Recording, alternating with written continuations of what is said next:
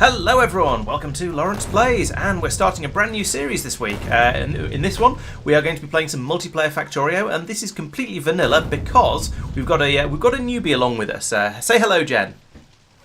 Hello. And I'm having a little bit of sync issues between her audio and video, but I'll get that sorted out for next week. So hopefully everything will be working then. Hello everyone. Hello Mark. Hello Mike, and hello Peter. Welcome to everyone. And yes, may her sanity survive. We shall see how that goes.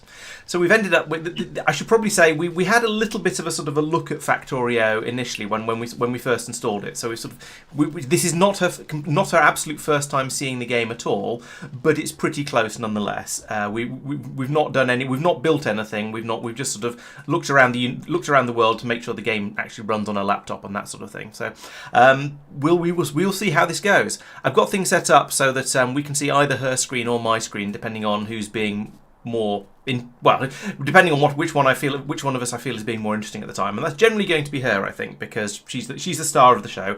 I'm just here to do all of the talking and distract you all when she's trying to concentrate. Hello, Johan. Welcome. Right, so this is Factorio, as I think I sort of mentioned briefly in the when we were talking about the game beforehand. The idea behind it is we have crashed on this planet in this spaceship, and we have to escape. In order to escape, we need to build ourselves a rocket, and that's quite a long way off. We don't really know how to do that yet, so there's a lot of research and a lot of resource gathering to do before that.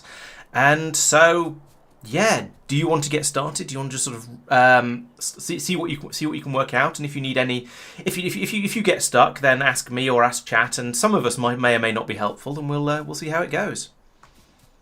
And if you love to, my keyboard is not moving. Oh, make sure click inside the game. You've probably selected something else, and it's lost focus. Ah, okay. There we go. Okay.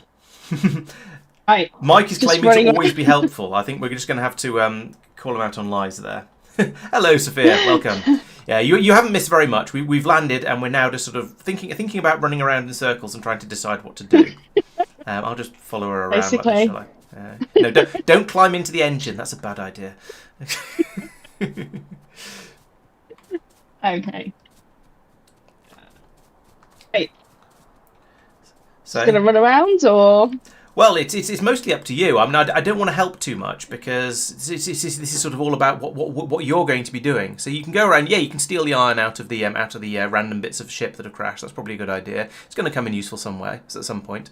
If you I'll help you out with controls and things like that. So if you control click on that, then it'll automatically transport it straight into your inventory without you having to click on one side and then click over to the other side. And you can use E to close windows like that when they pop up, and I'll continue to remind you of things like that as necessary. I think some of these things are just bits of scrap and don't have any actual useful resources in them. I'm sort of trying. I'm going to try and give tips on hotkeys and things as we go, because if I just say here are all of a million different controls, it'll be completely overwhelming, and she'll just sort of flounder and die in confusion, I think. Oh yes, you can. Mark is pointing out that if you don't want to keep the spaceship, and there is no real reason apart from cosmetics to keep the spaceship, you can demolish things by right-clicking on them, and they will then disappear. And if there's something you can pick up, they'll go into your inventory. If they're if they're just random things like this, I think the spaceship just disappears when you get rid of it, and never to be seen again. Yeah, like that. So you can tidy things up a little bit. There is a sort of a built-in hint system, Sophia. Yeah, so that behind what you can't see it at the moment because it's hidden neatly behind Jen's face. But there is the help system is down there, and there are buttons that you can click on that will open up a thing and give you some sort of a bit of an introduction. So it's just saying hello and welcome to Factorio at this point. That's about all it's saying, and it's showing you sort of some of the things you might do in the future when you get a bit further into the game. We're not quite at inserters yet, but we'll get there sooner or later.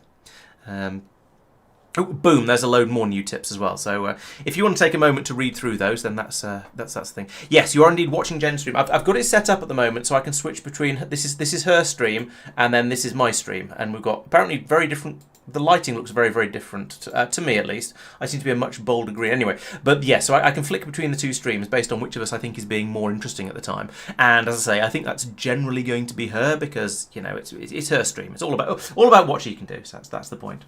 Thank you, Invalid. I'm glad you found the LTN tutorials useful. We won't actually be playing with LTN in this run because it is completely vanilla. Because we sort of start with the game in its most normal mode rather than messing around with weird things. But yes, so thank you for joining the stream. Good to have you along. Right, so you've tidied up the remains of the spaceship. Now, we talked a little bit about resource gathering beforehand, as you might remember. So if you have a look at the map, there are a few things off. Let's say they're off to the north that might be interesting to you. No, we're not even in the same building. We're about 10-minute drive apart. So I've just got her computer streaming her game and webcam to me, so I can mess around with them on the in my stream and let you all see both of us, or whichever of us seems more appropriate at the time. She's also got ludicrously fast internet. I'm very jealous, so it should be more than capable of keeping up with it. I shall kill this enemy. There we go. Okay, so this is a patch of iron ore. And if you have a look in your inventory, you'll probably find something quite useful to go with the iron ore. I expect you... Well, the inventory is the stuff on the left-hand side. Those are things that you're currently holding.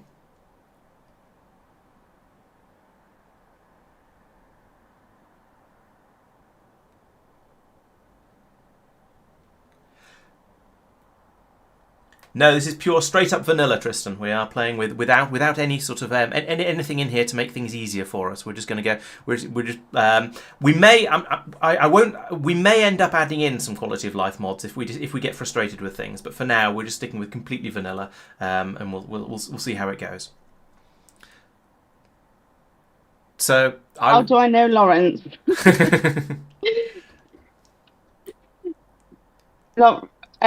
Met Laurence in our musical theatre life, Saphir. Totally different. Slightly different word. Yeah, one of the first times we were together, she was dancing around me after somebody else had ripped my clothes off. So and it's been and the friendship has been uphill ever since, I'm sure. Right, so you want to do some mining. So yeah, there you go. There's a mining drill there. If you click on that, that'll select it, and you can then, if you press E to close the inventory again, you'll then see it goes green when you put it over the ore. So you can then put that down, and it's now flashing to say it doesn't have any fuel because this is a burner mining drill, and that means it needs to burn something in order to power it. And so you can put some wood. If you click on it, exactly, you can put in something like wood or coal, or that's about it really at this stage of the game. And you've got one piece of wood in your inventory, so you can put that in the fuel slot in it. And then it starts mining. And it'll mine one piece up, and then it'll mine a second piece up like that. Like that. There we go. And now it's stopped because if you look just up here, it's quite hard to see, but on the output, right, just to my left, there is a piece of iron ore on the ground. So this thing is designed to output onto something, and so you'll want to put something there to hold the stuff that it's making. So you probably want to make a wooden chest is quite a good start at this point, but you'll have run out of wood, so you might need to go and get some more at this point. And you'll also probably want some in order to continue to fuel the drill. Although we'll talk about better ways of fueling it in a moment. I see. Is the green area wooded area? The green sort of speckledy area over to the left is some that area. Those are some trees, so you can go over and grab some of those. There is also an area of coal over here, which is also useful for powering drills or burner stuff, but not so good for making chests out of. Hey Astrid, welcome. Yes, there was some important questions like how on earth do you know Laurence and why has he dragged you into this into this nonsense? Idea.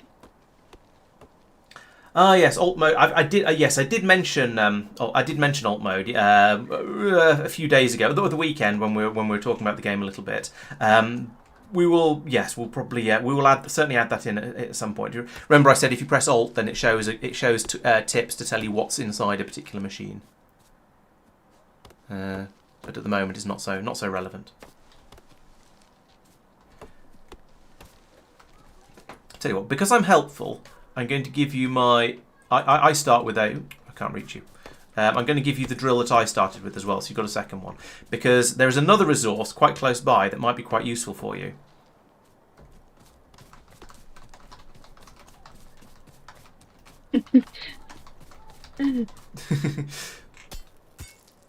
See. So you can, yeah, you can mine stuff up manually. Mike is asking if we've managed to launch a rocket yet. No comments. Mark has a very good point there. If you want anything sort of slow and monotonous doing, then do feel free to ask me to do it, because I'm happy to just sort of help with things like that. Now, however, there are better ways to mine up coal than just hitting it with your axe. And it's basically exactly the same way as the way you're mining the iron. So with the mining drill. Exactly, yes. So E to close the inventory, or to put it down there, that works too. Right, so this one is going to need some fuel, and you probably want, and as I was saying, you want a box to put it in as well. So if you've got some wood, you can probably make one of those. So that's if you, in your inventory, again, you can see on the right hand side, those are things that you can make. So if you make a wooden chest, I've got a couple of wooden chests for now. You can then put those on the output of the drill, and it will start making them. Yes, I'm an early game construction bot, and probably logistics bot as well at some point. So that's on the wrong side of the drill, I'm afraid. So if you mouse over the drill, you'll see a yellow box will appear around it, and there's an arrow on it that shows where the stuff comes out of it. Yep, so it will go into there, but you still need to fuel the drill. So if you chuck some coal or some wood into the drill, probably coal, the wood is useful for other things at this point. And again, you can control-click to dump it all straight across if you want to. Right, there you go. So the drill is now running. You can see that the coal, but the red bar is going down much more slowly than it did when you put wood in there. So that's because coal has a lot more energy in it, so it'll run the drill for a lot longer. So this is a lot easier. And now, if you look in the chest, you can see there's 4 pieces of coal in there. Now there's 5 pieces of coal. So this is slower than if you were mining it yourself. However, you don't have to be standing there doing it. You can wander off and have a look at the other drill and just leave this one running happily. Now, I will tell you a little trick that lots of Factorio players use. If you set up 2 burner drills pointing at each other, then they will both feed each other in order to keep each other running. So, can you make another burner drill at this point? No, you can't. You'll need some more resources yet. No, I haven't told Jen about biters. That's going to come as a surprise later on. So there we go. See, this drill here has now run out of fuel again because it's used up all of the coal you put in it. So you can grab the 13 coal it's dug up out of the box. If you just control-click on the box, you don't need to open it. Oh, and this point, actually, that was not a control-click. That must have been a shift-click, I think. There we go. Now, if you either look in your inventory and get the coal and then control-click on the drill, or open the drill up and then move the coal over. So that's your inventory. If you grab the coal by clicking on it, and then press E to close the window, and then control-click on the drill, you'll put all that coal into it. There we go. So now the drill is running again and it's happy. So, getting used to all the commands. Yeah, this stage of the game is very much a bit of a learning curve, just to get used to the commands, and then you'll get used to the commands, and you'll start to get used to the concepts of the sort of things you're trying to do, and things will get a lot smoother and easier. You can now grab. Check the other. Yeah, so that bottom box, the one underneath the drill, isn't actually doing anything because the drill is outputting into the top one. So you might as well pick that back up again. Right click. Right. Yep. And if you press Alt, this is what was being mentioned earlier. Press the Alt key. There you go. You can now see the coal that's in that box. There's a coal icon on it to show you that box contains coal, and that's useful because now you know that there's some in there. You know what it's doing. So you probably want to grab that coal as well. So if you can control-click on the box again. There you go. So you've got the coal, and we can now go back over to the iron mine. And you can stick that other box, the box you've got now, down next to it to collect the iron ore that's coming out, and then you can chuck the coal you're carrying in there into the drill as well to fuel it and make sure it doesn't run out. So again, remember if you need... Yep, that's right. That's the box.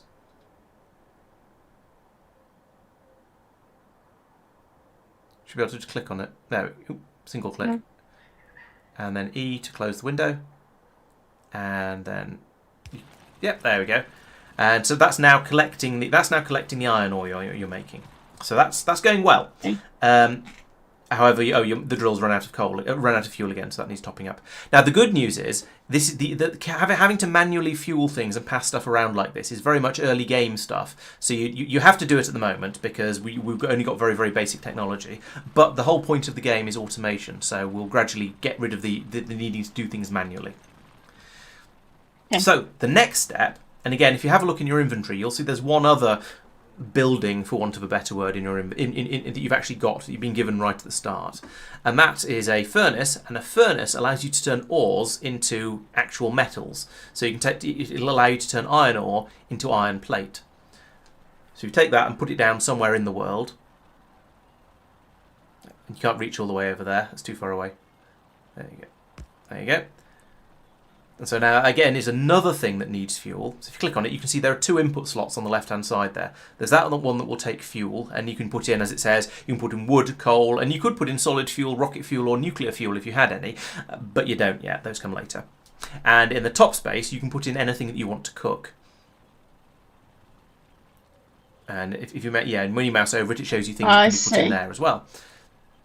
So you do have a couple of things that can be put into there, so you might as well. Again, if you just control click, the game is smart enough to put them into the correct place. And the other one. There we go. So now that's cooking your iron ore, and now that has made one iron plate. So by putting in one piece of iron ore and some fuel, you get an iron plate out of it. So you can now grab that out of there if you want, and you've now got, is it 17, I think? Yes, 17. So again, you can close the window, and now while we're doing things manually, if you look in the box next to the iron drill, you'll see there's a load of iron ore in there now. And if you want, you can take that out of there, and you can put that into the furnace as well, and then the furnace will carry on cooking all of that for you. So there we go. So that is the very, very basics of making more iron, and you need to make more iron because if you open up your inventory again. You see on the crafting side, if you click if you look at you'll see there are various things in here that you can make. So there's the transport belts, for example, and you've now got a number next to that. So you are able to make some belts if you want to, and you can make some basic inserters. You can make some pylons. You can make some pipes. You could make stone bricks if you had a furnace. And if you then click onto the second tab. That's built. The second tab at the top is buildings that actually make things. So you've got, for example, in there you've got more. If you wanted to make some more burner mining drills, you've got on there. Or that's the first one on the third row. So you can make some more of those drills that would allow you to then dig up more iron ore, more coal, more copper ore, and anything else you want. And then there's a number of other things there you can build as well.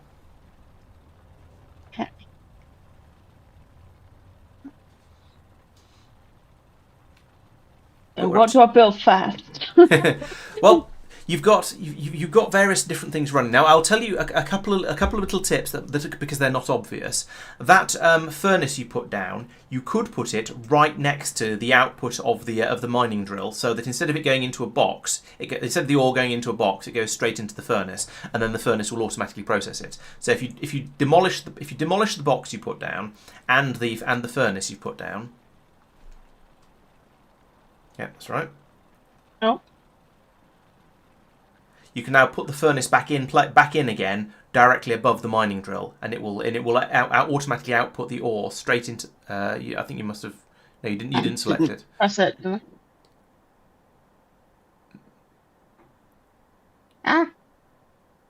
Yeah, that's fine. Just anywhere. The arrow, the little yellow arrow, is where the stuff comes out of the drill. So as long as the furnace is appropriately placed for that, then it'll work. You need to fuel it as well. So yeah, the wood is absolutely fine for that. I don't think you put it in. Yeah, no, I didn't. I pressed the wrong button. You'll get used to the controls fairly quickly, I reckon. There we go. So now, once again, you're cooking the iron ore up, and you've got 40-something iron ore. That's doing pretty well. 43, yeah. Awesome. Right, so yeah, that's going very nicely. You've got a load of iron, so you can build. At this point, the logical thing to do is to build more drills because you want to get iron out of the ground a bit faster. You need a bit more of it, and you're going to need lots of coal in order to keep them powered. So you probably want to, you're working in exactly the right direction at the moment. You just need to make more of everything. If you notice, however, you'll notice that you can't actually make any of those at the moment. And if you mouse over it, it tells you what you need. So you see where it says total raw underneath crafting time, the stone has a red highlight on it. So you don't actually have any stone at the moment, and you need stone in order to make a furnace, in order to make a burner mining drill. So I'm going to go and get some stone.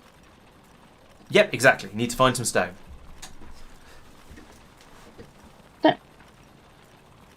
And conveniently, there's some just off to the east. Well spotted.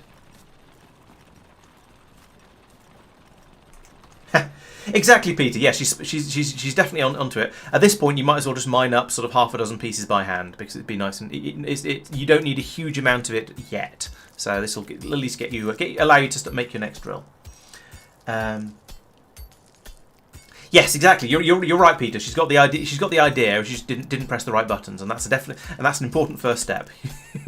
once you manage to get the once you've got the ideas and start pressing the right buttons, then you can move on to sort of doing things a bit more automatically as you get used to it. So you've got 10 stone now, and that means you can build another well, you can build another two. Yeah, build another 2 burner mining drills. That's probably good. So if you click, yep, there we go. And you see they've because you need to make a number of different things in order to make one of those. All those different bits and pieces have automatically been selected by the game, because you need to make a furnace, you need to make some cogs, and then from those you can build the burner mining drill. So you can now put another one down over here somewhere, another one on the iron patch if you want. I say if you want. It's a fairly subtle hint that that's the thing that needs to be done. Okay.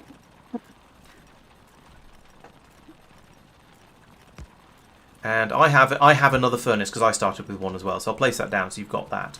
Right, and they need fueling, and you've used up all of your coal and wood so far by putting it into the other one. So should we go over and see how the coal mine is getting on? Why not?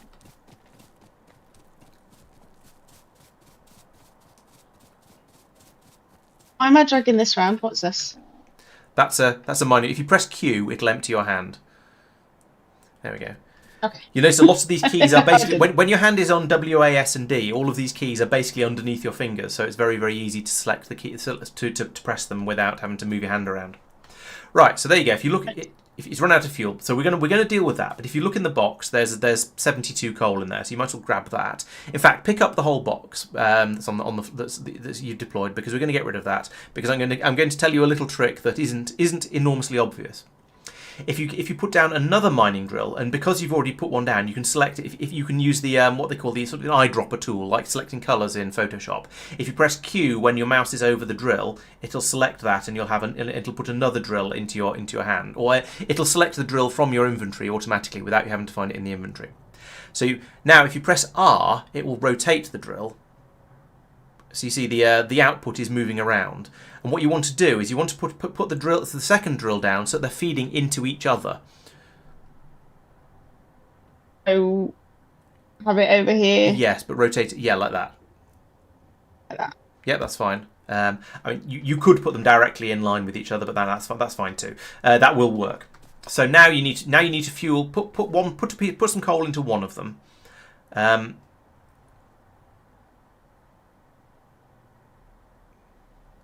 that'll there you go. So that's now running. And you'll see when that finishes, it'll then output its coal into the other drill, and so the other drill is now working automatically because that's being fueled by the first one. So the two drills are now automatically fueling each other. So you don't have to worry about coming over here and adding more fuel to these ones. They will just carry on working all by themselves until they fill up their buffers. You can steal the fuel from their buffers by just running over here whenever you need some and holding down control and left-clicking on them, and you'll then grab everything out of them, and you can then run off and put it into the other drills. So let's do that now. You grab the coal out of them. Yes, I'm afraid there is a little bit of desync on Jen's audio and video. No, left. Oh. You picked them up. But never mind, you can put them down again, that's fine. The nice thing about Factorio is when you smash a building up and pick it up, it doesn't actually damage it, and you can just put it back down again when you realise you've made a mistake. Yes, there is some desync. I've worked out how to fix it, I just haven't done it yet. Because, yeah. And you can also rotate things after you've placed them, like by just mousing over them and pressing R. So if you put something down the wrong way, you can fix it. We put coal in them. Yes. Right, didn't we, before? Yeah, that's right. Oh, control.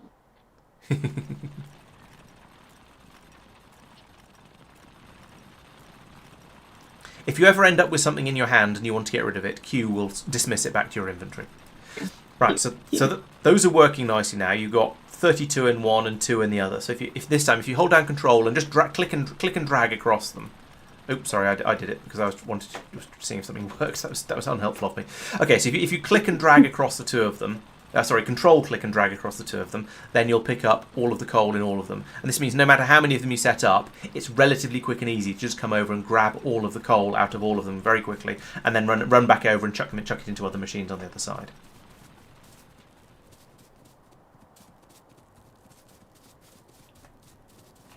And remember, if you want to zoom in or out, you can use the mouse wheel.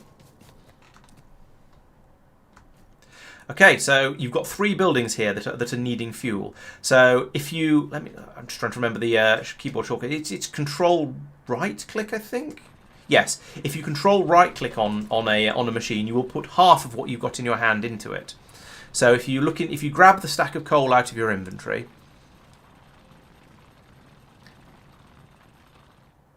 click,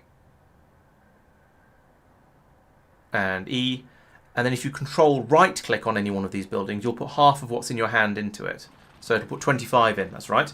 And then you can do the same on the other ones as well. And that means this makes it a bit easier to spread your coal out evenly between all the different things that are going to be requiring it, because you're going to get more and more and more of these as time goes on, and so you're going to be splitting the coal up a bit more between them. Yeah. Right. So now you're making iron, and it's semi-automated. You've got the coal being dug up automatically and being put into the machines.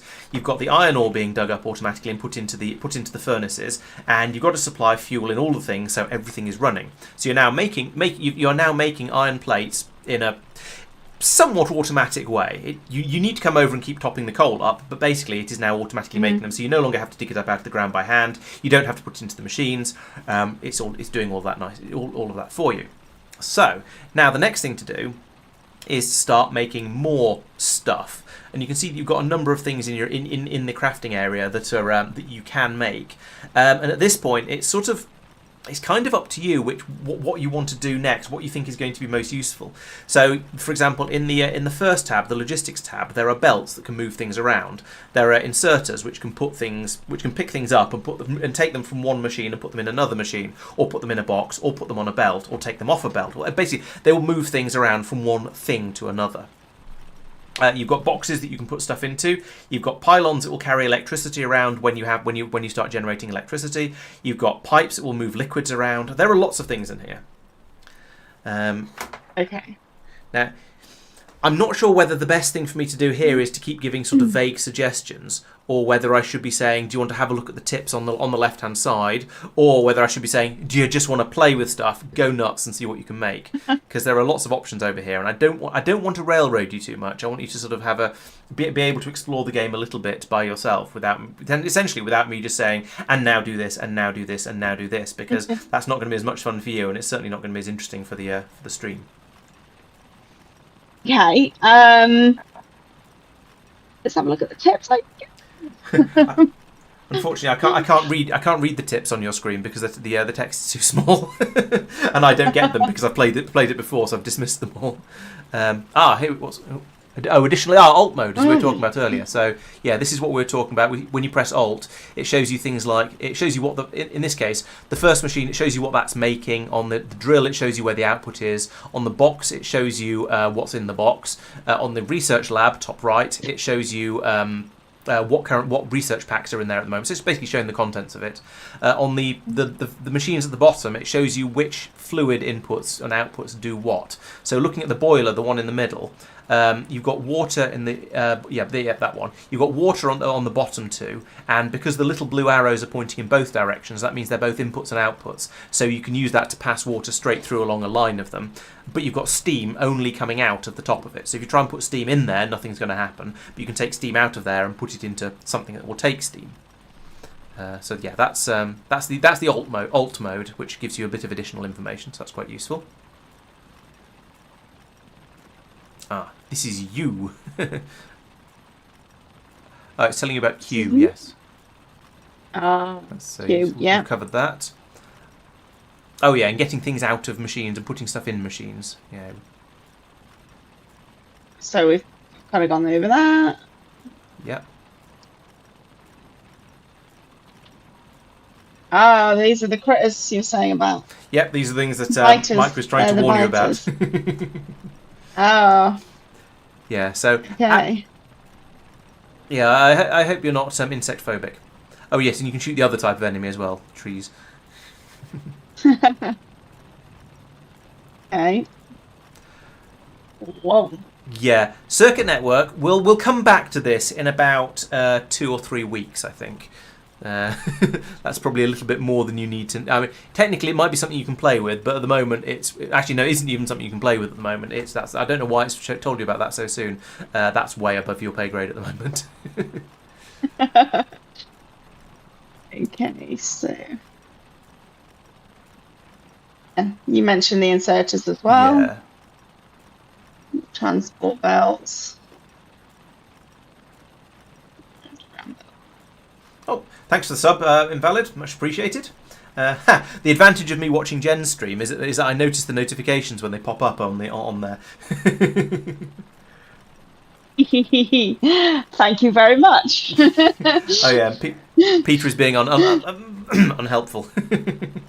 Yeah, we did practice that at the weekend actually. There was a bit of shooting happened, and yeah. Trains. Okay.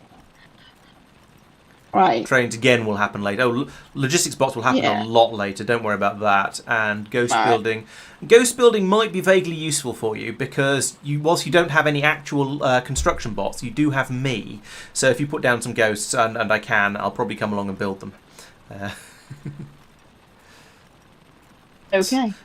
Right, so you can mark any of those you think you're happy with. You can click the mark as red button in the bottom right, and it'll remove them from the list. I suggest you keep the ones on things that you haven't discovered yet, because you might come back and want them later. So things like circuit network you'll want to keep, logistics network, train, stuff like that you'll want to keep because you'll want to refer back to them when you actually unlock those particular things. Although you'll probably might leave the rest. Okay. All right. No. Which one are you going to tell me to get rid of? No, fine. Keep what any you want to refer back to. Certainly keep them. And if you have any questions, then of course you've got me and chat to answer them.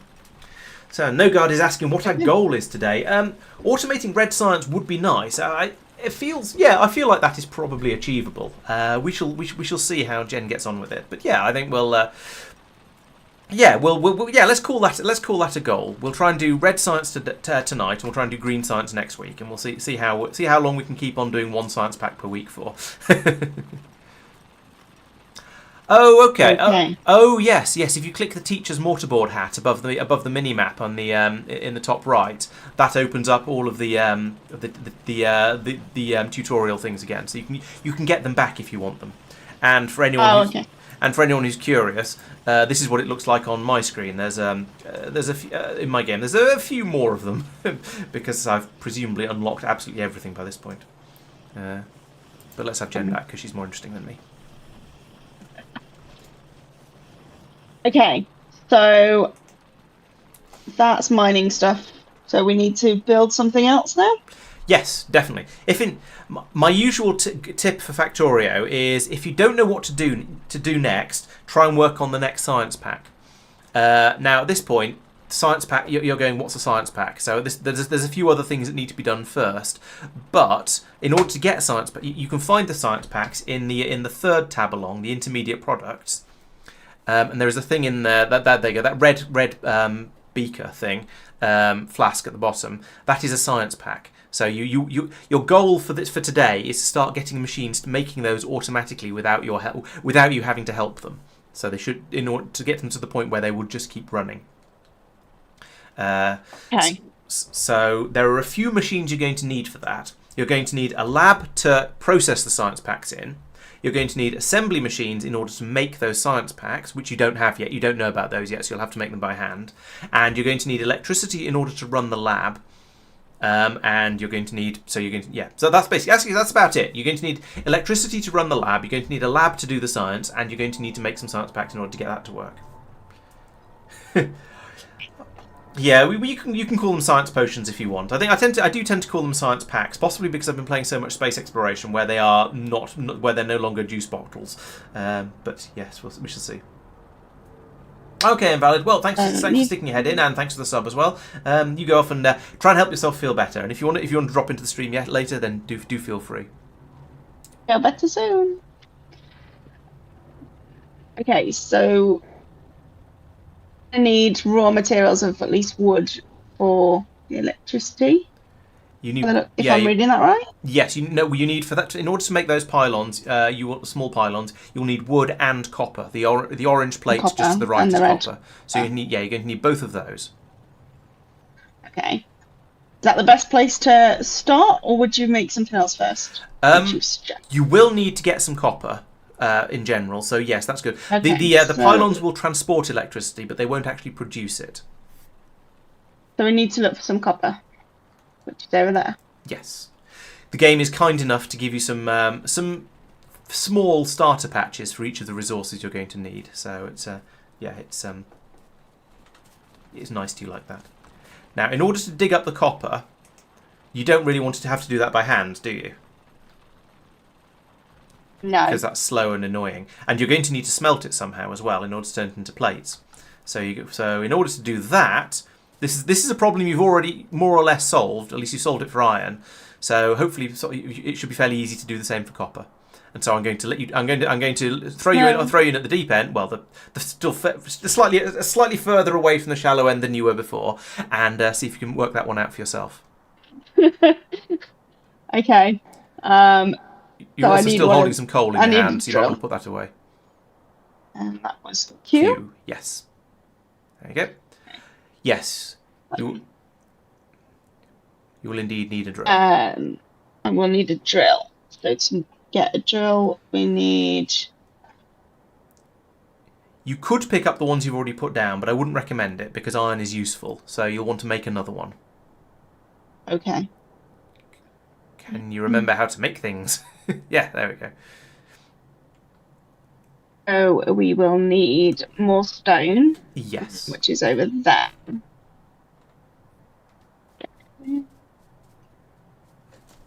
Hey, you're welcome. Thanks for dropping by. And yes, we are making some progress. Jen so far has she's got sort of automated coal mining and automated iron mining and smelting going on. We're just now thinking about copper because, well, at some point we're going to need some electricity, and everyone knows that electricity needs lots of copper. But so yeah, things are going quite well so far, I would say. Yeah, she's making progress, and I'm standing behind her and looking awkward. I shall help by digging up some more stone. Okay, so you've made one drill. Make yourself. You made two drills. Okay. And you've run out. Now, there's another thing you needed as well as the drills. Iron plates. No. No, in order to turn the ore into the metals. If you look just over to the west, there'll be a reminder because that's how you've got the iron set up. The box. No. You can put it into a box. There we go. Yes. But you've not got the stone for that. However, because I'm being helpful, I've just been sitting here mining some stone while you're working, and now you have enough stone to build it. Because I've just stuck it. I just dropped some stone into your pocket, so you'll be able to do that. Right. So now you've got a couple of those. You can now go over to now you're ready to go over to the copper patch and get that one set up as well. Automated is a strong word. But I'm trying to be helpful. I'm digging up little bits of stone to keep her fed as she needs it.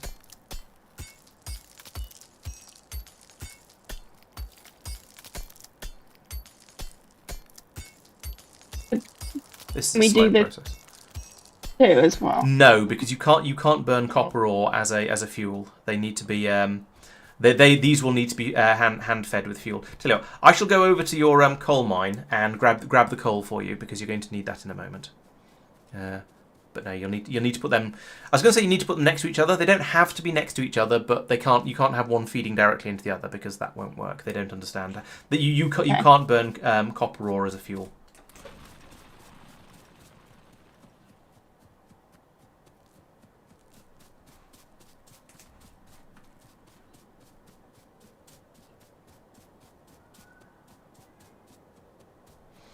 Right, I am just about in time, so I shall come along and... There you go, there's a couple of stacks of coal. You can distribute those as you see fit. Okay. So click, shortcut. click it to select it. And then control right click to put half a stack into each machine. Except the last one, whichever one you do fourth, you'll want to control left click. Oh, you haven't done that one yet. One more control. Oh, you're too far. Okay, control left click that one to put the rest of it into there because you want to put. Otherwise, you'd only put a quarter of a stack in, and so on and so on. No God says you have to put your drills right next to each other. Otherwise you'll upset other Factorio players' OCD. But upsetting stream is what they're there for. So they'll get over it. Or you can torture the audience, as he says. Right, so there you go. You're now making copper, and you've got about 16 of it made so far. So that's going well. You're now able to grab that out of the machines in exactly the same way, and that's the however many resource. I was going to say that's the third resource you've now generated. I think it's the fourth actually, because you've got iron, coal, wood, copper, stone. It's your fifth resource. So now, as you can see in your inventory, you have some iron plates, you have some copper plates, you have some iron ore for some reason. You should probably chuck that in a furnace at some point to cook it, but never mind, we're not in the iron area at the moment. So you've now got some more resources, so now you can start making more useful things. Okay. You still haven't got wood, though, I'm afraid. Wood. Is there something more useful to make at this point, or should we go get wood? Well, you're going to need the wood at some point to make some pylons. So yeah, you certainly could do that. The other things are the other thing is making power, which is the boiler and the steam engine, which allows you to make steam, and then you put it into the steam engine, which converts the steam into electricity.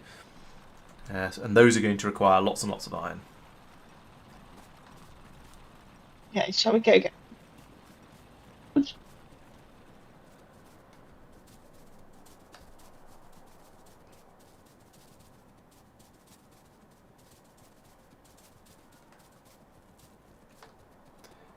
Okay, yeah, come over here and grab some wood. Yeah, there you go. Your coal drills are still running happily. They've got back up to they're about 2/3 full now, so they'll keep running for a bit longer and gradually top up. One thing I would recommend is while you are over here, you might as well grab the coal out of the mining drills as well, because you're going to need it you're going to need to take it over to the east at some point. So while you're here, to save you a bit of running around, you might as well grab it. But also, yeah, grab as much wood as grab maybe another sort of 4 or 5 trees while you're here. Okay. In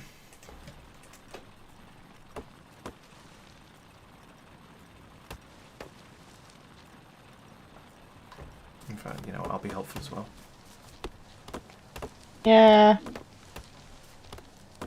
Fight the deadly trees.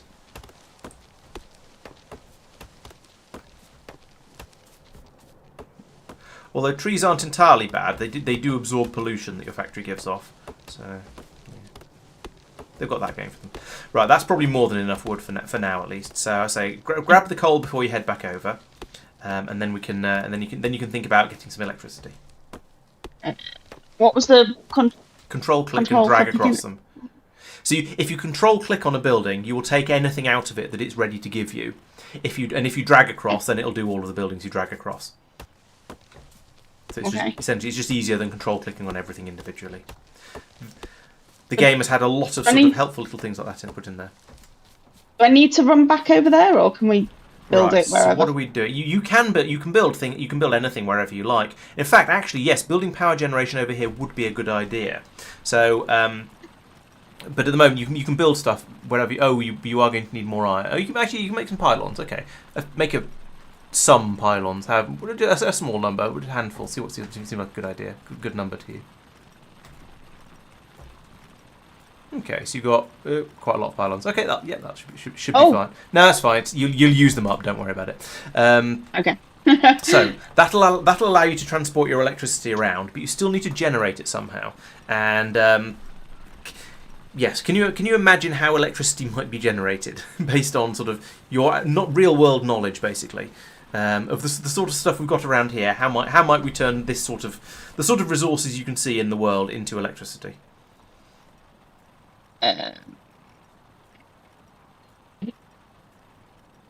Make electricity. Anyone? So, sorry. How do you make electricity? Anyone? Yeah, the boiler and you're looking at the right things. So the boiler will turn water into steam, and the steam engine will turn steam into electricity. So those are definitely a good combination. So we need these ones. Yes. So we've got everything that we need for this, haven't we? Yep. Cool. Quite a lot of stuff goes into it. There you go. Now you've got a boiler.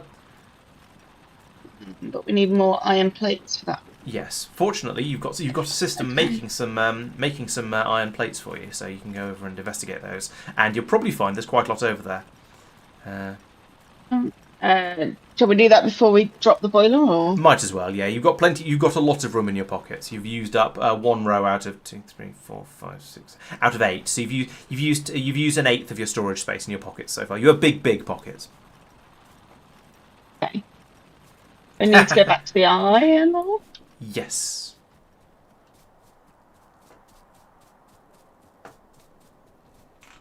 And so in your furnaces, you've got, 100 iron plates in each one, so you can grab them out, just like that, and you might as well grab the ones from the other one as well because they're there, and then the machine will carry on making more for you. Oh, and that drill has just run out of coal as well. That was a convenient timing, and actually wasn't me just grabbing the fuel out of it to make a point. So you'll want to put some more coal into the drill as well, so it keeps running. Because if as long as you keep them stocked up whenever you come back to them, then whenever you come back, there is going to be a stack of iron ready for you to grab and take away to use for things. Okay. Hey, chat's calling you a responsible adult. I don't know how you've had to feel about that. Yes, I would agree. Not responsible. So NoGuard's last comment there is a ratio of boilers to steam engines. So if you want everything to run at sort of maximum efficiency, which you do because you're playing Factorio and therefore obsessed with efficiency, you will for every boiler you'll want to put on 2 steam engines. Now you don't have to put the second one in immediately, but if later on you start to run a bit low on electricity, you can put a second steam engine on the first boiler instead of having to make another one. And the ratio is 2 to 1. So oh, and there's another one's run out of coal as well. So feed me Seymour. I mean Jen. What did I press? Okay. Okay, so that's good. They're both fueled up now. They'll run happily. So you can now go back to thinking about your electricity production. So you've made a boiler and you went off to get the iron because yes, making a steam engine requires what's that? 21 iron. That's quite good. 31 iron. Blimey.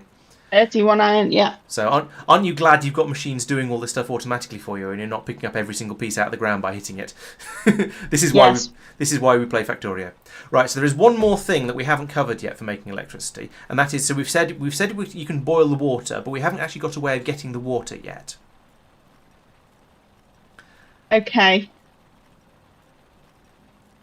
And the thing is, in fact, on this tab, so you're in the right place. Nearly.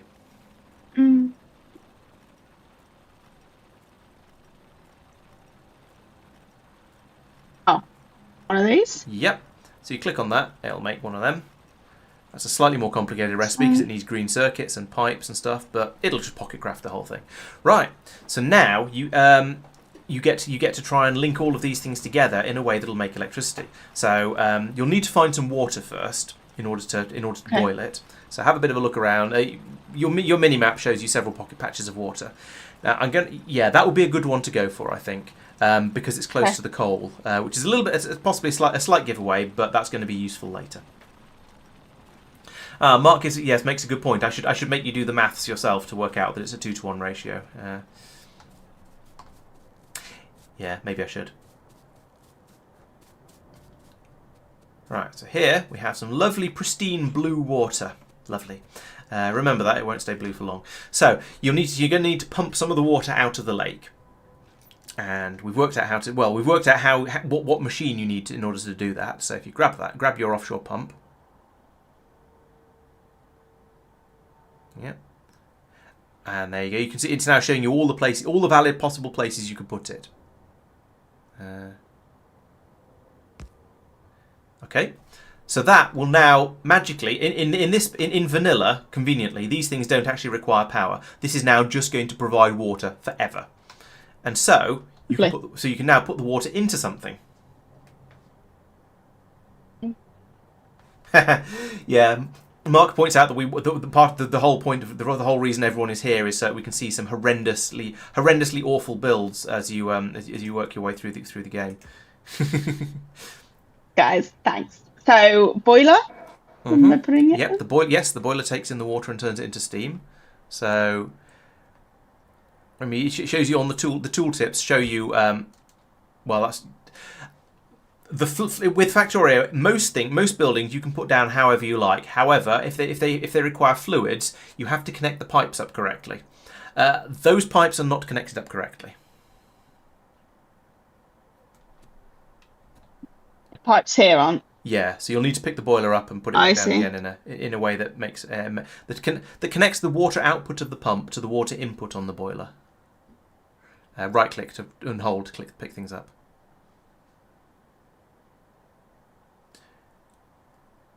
Now you can try again.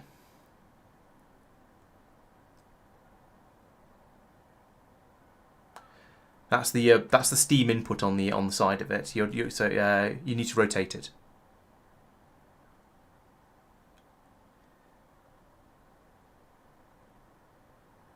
Where am I trying to get to? Rotate it again. There we go. So now, you're standing in the way, so you need to move your character. Do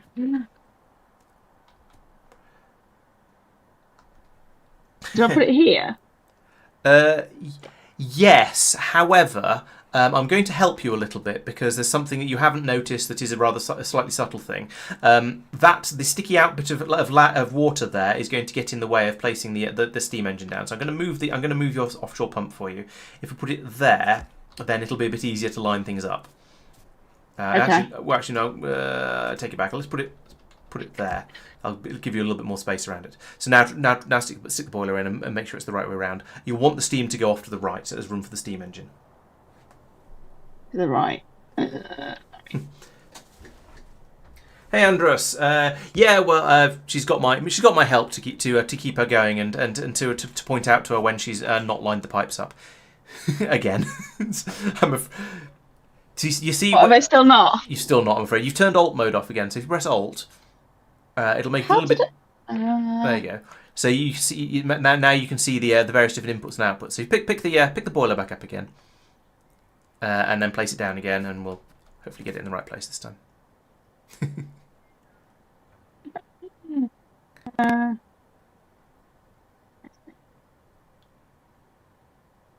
Did those arrows? No, you had the rotation. No. You had the rotation correct. You were just one square across to the left. Right, so you move it one to the right. There you go. So now the water output of the offshore pump is lined up with the water input of the steam engine. So you can click and put it in there. Oh, I see. Right. Now there's two more steps to the puzzle. One is that you need to do something with that steam that will be outputted to the side. Into the steam engine? Yes. And again, you're lining up the pipes. There we go. Lovely. Right, and now there's a couple of things wrong. You've got a couple of warning lights flashing there that are giving you clues as to what's wrong. So one of them should look very, very familiar. We're missing fuel on this one. Correct. So again, it'll run on any of the things that can be burned. And you've got a little bit of coal left. Tell you, in fact, you know what? You know how to get coal. I shall go off and grab some for you just to be helpful. And bring it back up. Hey, Chloe, welcome. We are doing well. We've got as far as nearly as far as generating steam power. So now, if you click on the if you mouse over the boiler, actually, rather than clicking on it, then you get a tooltip, no, the boiler just to the left. Oh, There you go. So one. you've got the tooltips over there on the left. It tells you that it consumes water and that it's full of water. It's got 200 of 200. So its internal tank is full. It's got water. It's happy with that. It's also got fuel. It's happy with that. And it's also full of steam. So it's produced as much steam as it can. And it's now just holding that ready to pass it off to another machine that needs it. If you look at the steam engine, you've got the same sort of help on there. It tells you that it's full of steam, so that's working nicely, but it's not plugged into the electricity network. So in order to plug it in, you just need to put a pylon near it. So if you select a pylon from your inventory, and that blue area around it shows its coverage area. So anything that's inside that blue area will be connected to that pylon. You can't put it there because that's overlapping with the steam engine, but if you put it sort of somewhere near, yeah, that would do, for example, for now. It's not a good place to keep it, but it'll do for now. Now you see the flashing yellow light on the steam engine has gone away. So now you have electricity. There is now electricity available on that pylon. In fact, if you press Q to put away the other pylons because you don't need them just yet, and you click on the pylon, on the bottom of the pylon in its square, basically. There we go. That's the information about your electric network. Now, there's not very much in it at the moment. These things will get bigger, busier, and more complicated as you build more and more stuff. But up at the top there, you can see production says 0 out of 900 kilowatts. So that means you're producing 0 electricity at the moment because you don't need any, but you're capable of producing 900. So you can put in machines that will use up to 900 kilowatts, and they will all be happily powered by the steam engine until the boiler runs out of coal. So now we're going to play a memory. Now we're going to give you a memory test, which is going to be fun because I know what you're like. My memory's rubbish. Jen's memory is about as bad as mine. So the next thing is, why were we trying to generate electricity? What did we want electricity for? Can you remember? Because we wanted to build a science pack or do a science pack thingy. Yes, we want to do research. Spot on. So now if you go back into your inventory again, there is another building which you can use to do science in. Is it a lab or something? Yes. I'll save you the hunt. It's the one at the bottom. I'm in there. No, no, you're on the correct tab. It's the one at the bottom. That one. So you can build one of those. Well, So you can't build one of those. But I can't because I need one more copper. Is it copper plate there? It is copper plate, yes, that's right. Typically you are one short. That's impressively unlucky. But you do know where that comes from, so you can go and grab some of that. Yeah. That's fine. Peter says you've done better at a memory test than I do. 900 kilowatts is apparently about what an average house consumes. Oh, no. The question is, how much electricity does an average house consume?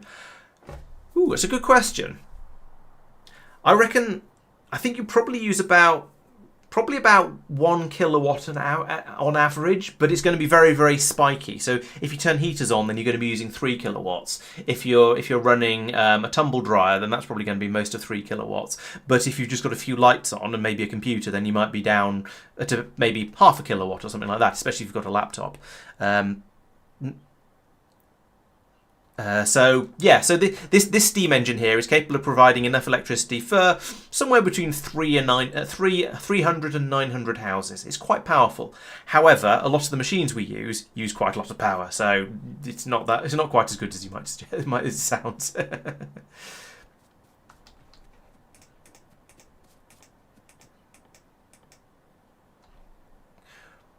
Right. So now you can now build your lab.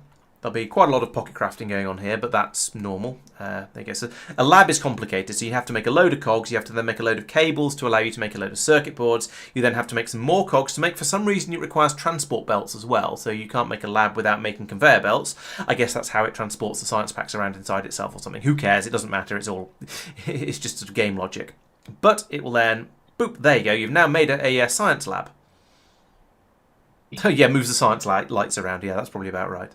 So now you can drop that in. And remember, this requires... Why do we want that? Remember, it requires electricity. That needs to go near our electric pylon. Yes. So you can place that by clicking. Thump. There we go. Right. And now you can... now you can find... now you can... sorry, I got distracted by chat. Now you can look at the research tab. So if you press T... Here's even more stuff for you to see. Right, so these are all of the things you can research. So if you look at the list on the left-hand side, you see some of them are yellow. Those are ones that you could research now if you wanted to. If there are any that are green, that means you have researched them already. So there won't be any that are green because you haven't done any yet. And the ones that are red, you can't do, either because you haven't worked out the prerequisites for them. No, basically just because you haven't worked out the prerequisites for them. So, for example, in order to research the chips that are the second one in on the second row, you need to have researched assembly machines first, and you can tell that from the big picture on the right-hand side. But for now, you don't need to worry too much about that. If you want to scare yourself a little bit, you can grab that scroll bar and scroll all the way to the bottom to see how many different things there are that you're going to be researching during this game. And actually, that's not that bad. That looks really strange to me because I'm so used to modded Factorio where that list just goes on and on forever. This isn't going to be too bad. This is just vanilla, so it should be quite manageable. And so you can now choose any of those yellow things to be your first science project. And which one you choose? Well, I'll let you have a look through and see what they all say, and then you can tell us your thoughts. Well, I'm thinking automation is a good thing. Yeah. So that seems very useful. If you click on any of them, it will show you a little bit more information at the top of the screen. So there you go. The effects shows you what you get from doing that research. So for example, yeah, you can see you can mouse over that and it tells you that will allow you to make assembly machines or long-handled inserters. Unfortunately, they're all a little bit, as far as the stream are concerned, they're all a little bit hidden underneath the chat. Let's hide the chat for a moment while you're doing this. There we go. If you click on the next one, so the long-handled inserters, it's an inserter. It's got a longer arm, so it can pick things. It can move things over a slightly longer distance, which is going to be very, very useful at some point later on. If you click on the next thing, there you go. That's optics. So you can that will allow you to get lamps, which, well, you could probably guess what those do. They light the place up at night. Okay. And so it goes dark at night and I can't see where I'm going? Or? Well, you've got a torch, but the torch you can see the sort of the cone of light on your screen at the moment. It's kind of effective, but it looks pretty if you put lights in, and it can help you see what's going on in other places. Later on, you can make lights change colour to tell you information at a glance, but we're not onto that sort of level yet. Okay. All I feel like we don't really need bright this instant. Aim with military. Underground belts are useful for making one belt go under another belt, or to make it go under a pipe, or under various other things. Splitters are useful for either splitting one belt into two, and half the stuff that goes along it will go each way, or turning two belts, or merging two belts into one. They can do both. Steel gets you another resource to play with. That's always fun. And steel boxes are bigger than wooden boxes, and iron boxes are in between. And then that one, the green, the thing you're about to click on, that's the second tier of research packs, of science packs. So you can get green science, or logistics science pack, as it's officially known. And the more complex researches require more complex science packs in order to make them. So Okay. I think your first instinct was a good one. Yeah, the automation one. So, start research? Yes. Right, so it makes a bloop noise. You can now press, I'm pretty sure it's E or T again to close the window. Right, so you can now see in the top right-hand corner, you have an automation research in... I hesitate to say in progress because it's not actually going anywhere, but it is your selected research. So you can always glance up there. You can see what the research is and how far it has got through it so far. Now, in order to get the research... Oh, and that just opens up. Yes. In order to get the research to actually function, you need to feed the lab. And so the research you selected requires 10 red science packs. Oh, we need the chat back as well. There we go. So you'll need to make 10 red science packs and feed them to the lab. Oh, and you've actually got a decent amount of resources. That makes a nice change. Normally when you get to that point, you go, oh, now I need to go off and get a load more stuff. But no, you actually have everything you need. If you right-click, it'll add 5 onto the list in one go, or 5 onto your build queue in one go. Right. Let's have a look. Let's have a look at chat. Peter says laptops are down to 20 to 30 watts. You might be right. I had this ballpark figure in my head of laptop power supplies typically being 65 or 85 watts, but I guess that's going to be well over the maximum they could draw. So I don't know.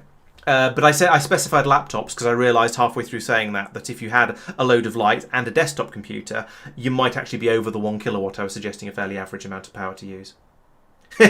Andros wants you to start on Pioneerdons immediately, which is the mod pack that every Factorio player is terrified of because it's absolutely enormous and the most complicated thing ever. Good. Yeah, let's do that. Okay, I accidentally meant 11, but that's okay. That's fine. Trust me, you will use up an extra science pack at some point in this game. Okay. Right. So now you can feed them to the lab.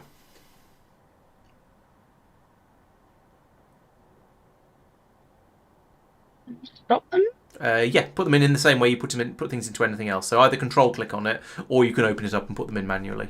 But there we go. And now you get the funky light show. And as you can see, your automation bar in the top corner is growing. Now, science can be sped up. If you have more labs running, they will run in parallel. So you can have as many labs as you want, and as long as you keep feeding them the science packs, they will all work together in teamwork, in a sort of in a 9 women make a baby in 1 month kind of way. So it will work. That does work. You don't have to have one project for each one or anything like that. They will all work nicely in parallel. Astrid says you need lights to make it into a real base. It doesn't count until then apparently. So okay.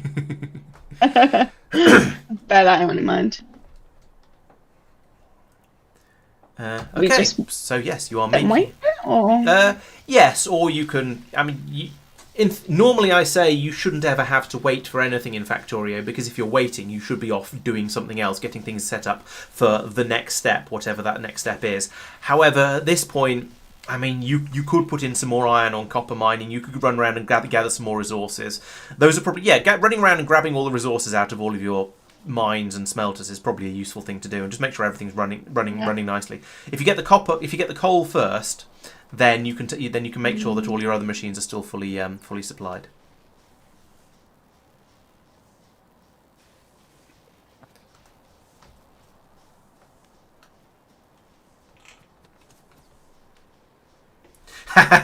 You're just being frugal with the labs, I suppose. Frugal, which is not necessarily a bad thing. I mean, yeah. No. So you can keep trying to grab more out of the drills for as long as you want, but you won't actually get any extra out of the. Well, you won't make them mine any faster. They will. It's often worth just running off and putting some doing something else. Yeah. Yes, I think she's aware of M to open and close the map. Whether she remembers it at the right time, I'm not sure, but we've certainly discussed that one. So over here, yes, you can grab the iron plates, and you might while you're here, you might as well restock the fuel in the smelters. I also noticed this one is running on wood. So if I was you, I would probably take the wood out of it and replace it with coal, given you've got quite a lot of it.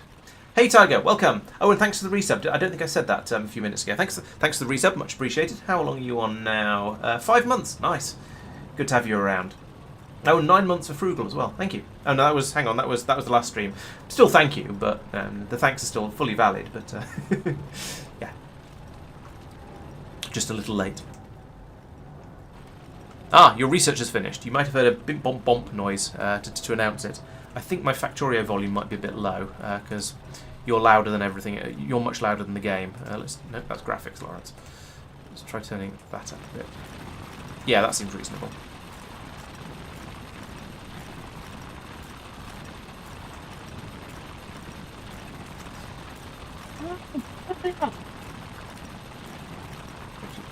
Oh yes, if you control click on the wood, you'll take it all out. There we go. And then you can control click on the coal to put it all in. There you go. And the maximum you can put in there is 50 units. That's a full stack. So that's now full. You can go around and do the other ones as well now.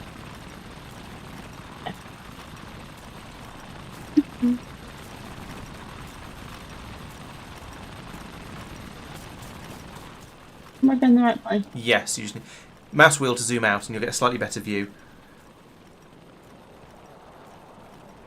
And also you've got the... there you go. There's a couple of drills that have completely run out of coal, so it's a good thing you brought some more over. Yep, and there, as we've had pointed out, the research is finished now. So once you chucked the extra coal in those drills and then claimed the copper from them, then it's time to start thinking about what to do with your automation. How much have you got left? Have you got enough to fill them both up? Not really. Okay. Still, put in as much as you can. There we go. That'll do. You just... I'm not sure. Okay, right. So control left click will put everything in your hand. We'll just dump it straight in. But that's fine. So yeah, you want to claim the copper because you're probably going to need that. And then we can then you can start thinking. We probably want to head back over to where you've started to build a base, because that's your sort of where all of your stuff, where your electricity is. That's the most important thing at this point, really. And we'll go up there and have a look. That's very true, Sophia. Yeah, people do all tend to drift to playing the game in the same way, but I think that's part of the reason I'm trying not to give too much away in this, because I think it'd be interesting to see what Jen comes up with all by herself. Exactly. Yes. So we'll have the added interest of seeing how she solves the challenges, rather than the way I tell her is the standard way that every Factorio player ever would do this sort of thing. So right, you have now invented. Assembly machines. So if you look in your inventory in the crafting menu in the production tab,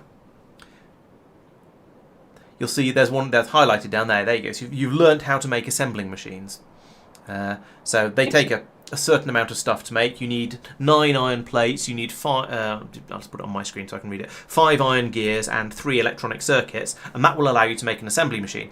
And that assembly machine or assembling machine technically, will then allow you to make can then make any one thing. So for example, you could put in iron plates and it would make iron gears. You could put in iron plates and iron gears and electronic circuits, and it could make more assembling machines. So and so this is where Factorio actually starts to become fun, and you get all of the automation and stuff going on. It's getting very dark where you are. I can see a sort of glowing face and not much else. But I mean, we've got your, but we can still see you. So I suppose that's the important bit. There's just a sort of face and not much else. It looks like you are. Anyway, let's not get distracted by that. So. Yeah, so if you make an assembly machine, because you're going to want them, make one of those. That's right. Now you can see this is taking a little while because you have to make all of the individual parts that goes into it. But now you have a machine, and any one of these machines can do any one of those steps. So it'll make one thing.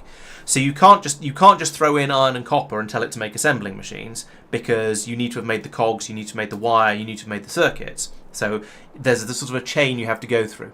So if you mouse over the assembling machine on the right hand side again in the crafting menu, you see that in order to make that, the ingredients are you need iron plates, you need gears, and you need electronic circuits. Fine, okay. So those are intermediate. So if you click on the third tab, the intermediate products tab, the one with the green circuit on it. The third tab in the crafting section. I see. Yeah, that one. Oh, there, yeah. So there you go. You see on the second row, you've got iron gears. If you mouse over that requires iron plates in order to make it. So a machine can turn iron plates into iron gear wheels. That's fine. An assembly machine can do that. If you look at the electronic circuits, these are a little bit more complicated. These require iron plates and copper cables, and you don't have any copper cables at the moment coming out of your smelters. So at that point, you need to go to the first one on that row. And that's copper. And to make a copper cable, you need to make copper plates. And so you can see it's a sort of a string of different things in order to get all that done. I see. The other thing that I'm going to warn you about that you might not want to think about just yet, but you'll want to consider later on, is you can see how long it takes to make that. So it takes half a second to make 2 copper cables. It says 2 at the top of the box, and half a second for the crafting halfway down it. An electronic circuit takes 3 copper cables every half a second. So you end up having to do a bit of maths if you want everything to run at full speed and have exactly the right numbers of machines feeding everything through. But if you don't really care, if you're just getting started and you just desperately want to make some green circuits, you could have one machine making cables and feeding it into one machine making the green circuits. Something wouldn't run at 100% capacity, but it would run and it would work. So it's yes, you can line all these things up and get them to work. So I suggest you decide what thing you want to make first, automatically, and it's probably, I'll give you a hint, it's probably going to be belts. It's to be belts. Yes, because belts are great for transporting things around your factory. But it's actually, to some extent, I mean, it's up to you. There are different. You could just say, well, I want to put down a load of assembling machines because I like to build stuff, but I don't mind taking stuff from one machine and putting it into another machine myself. That's okay. Or you might want to go, or you might put those machines down and then you say, well, I'll make some inserters as well, but I'll pocket craft the first few of those to get everything up and working automatically. So basically, what do you want to do first? Sounds like transport belts. Maybe. If you want, yeah. Actually, no. The correct answer, I think, would be to say you want to automate making the science packs, so the red science, because you can make, rather than making those in your pockets, you can also make those in an assembly machine as well. Okay. And then you can feed that. Then you can feed those directly into your science lab. And the whole thing should just run should then run, as long as you keep it fed at this stage of the game, it should just keep running. So if you look at that, you can see the recipe. Okay. So that needs iron gear wheels. yes. So you're going to need. So you're actually going to need 2 assembly machines. You're going to need one to make the cogs, the gear wheels, and you're going to need one to make the science packs. So let's make another one of those, another assembly machine. Okay. Second tab. That one. And also, I'd like you to make 2 of the yellow inserters from the first tab. And you'll see why in a moment.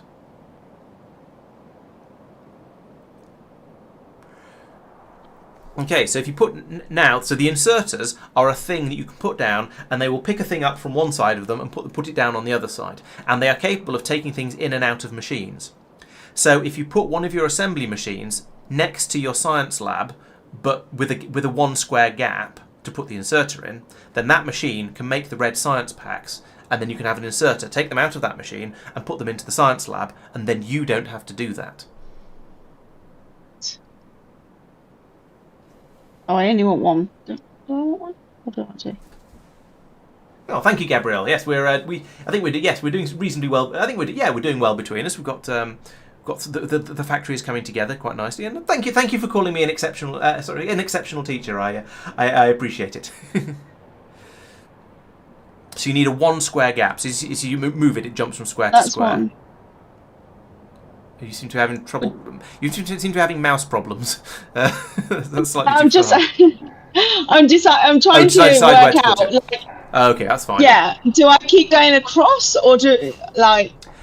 I will say it doesn't matter, because you're going to sometime in the next 15 minutes you're going to look at this and go, this is all awful, I hate it, I'm going to rip it all up and start and redo it all. Okay.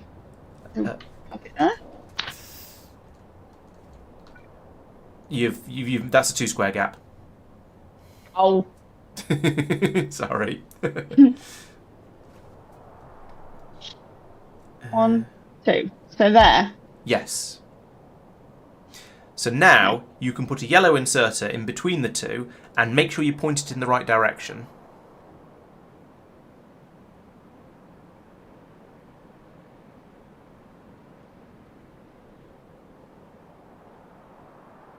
Yeah, so you see the arrow on it. So that is conveniently correct, and that will take things from one building and put them into the other. Now, if you press Q to get rid of the inserter for a moment, and click on the assembly machine, you can now choose what you want it to make. So you'd like it to make red science packs. Is that in here? Yeah. Right, there we go. So that now needs an input of copper plates and an input of iron gears. So you can put stick a stack of copper plates in. You might as well. There we go. But you're going to need to make the gears as well. So that is going to be another assembly machine. So yes, Mark. With all the right modules, then you can make the ratios right through brute force any way you want. That's true. and lab are both B2B. Yeah, yes, they're all many buildings are square, and yeah, if you press if I pause the game, no, it hasn't done it. If you there is something you can press. I can't remember what it is. So you can turn on tile grid. Yes, if you want to see something horrendously ugly but gets the point across, press F4. And then click on Show Tile Grid. It's about 15 entries in, roughly, I think. There you go. So that's the grid you're building everything on. And so those are the squares that we're talking about. Oh, I see. You probably want to turn that off again because it looks horrific. Yeah. But it gets the point across. It quite nicely shows you the... Okay. And then F4 again to get rid of the menu. Okay. Okay, so we need to leave another gap so that the cogs can feed into this machine? Correct, yes. Okay. No guard plays with the grid turned on all the time because he is some kind of weird masochist.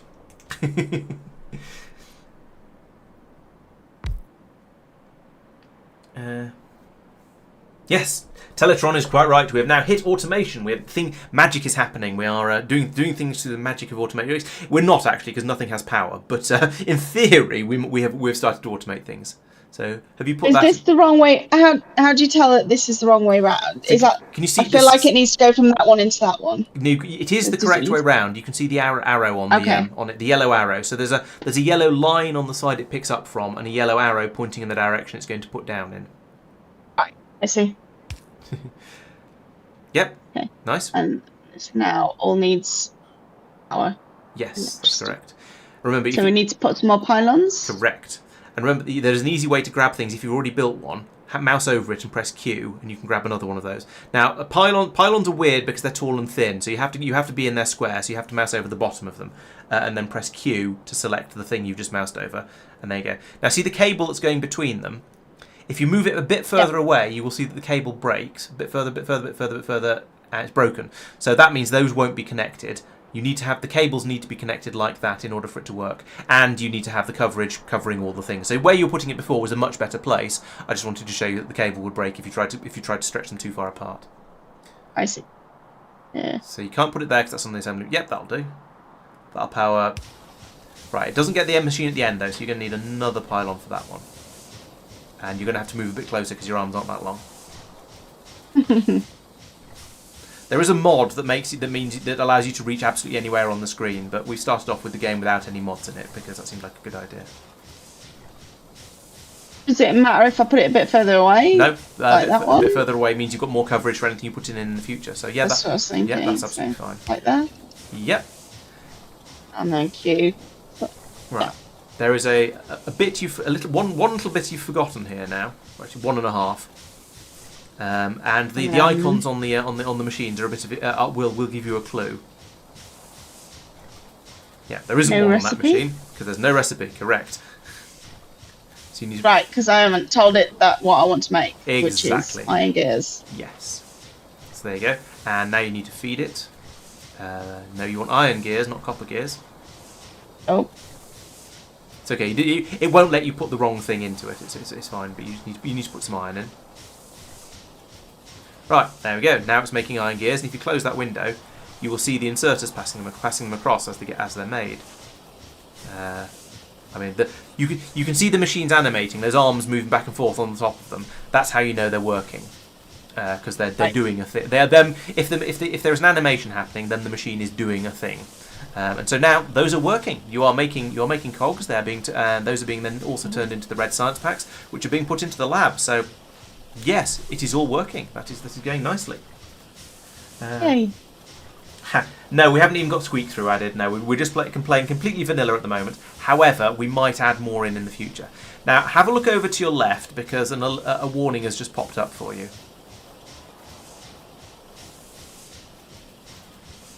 Or yeah, you can select another, or you can select another research. You will want to do more researches, so yeah, choose which one of these you think you'd like to do next, by all means. Mm-hmm. Oh, Thank you, Astrid. I'm glad you're enjoying the stream. Yeah, I think I'm hoping that we'll get quite a nice balance here with Jen being the sort of doing things as a beginner for the first time, which is interesting and entertaining for those of us who know the game ludicrously inside out. But hopefully it's not just going to be somebody staring at the screen going, I don't understand what's going on, because I can provide a little bit of help here and there and sort of just generally yeah, and also hopefully also be a little bit interesting and provide sort of background information and chat and just not stop talking, as is my way.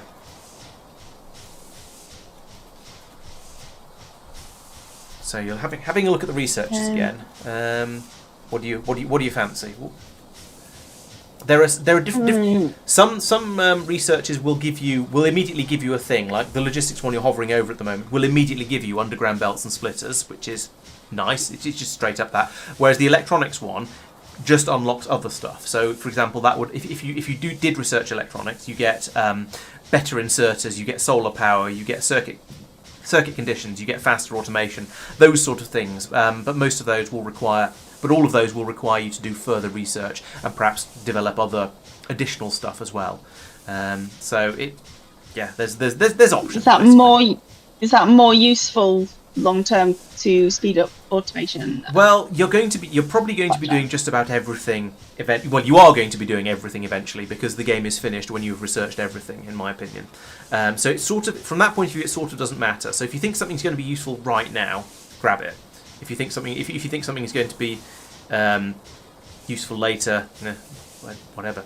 Maybe we should do optics though. You can if you want, certainly. And it, you can then put some pretty lights down and light the factory up. And that gets you long hand. And it doesn't.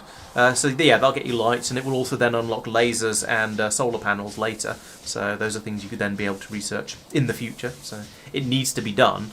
To be honest, I don't think it matters too much exactly what you go for.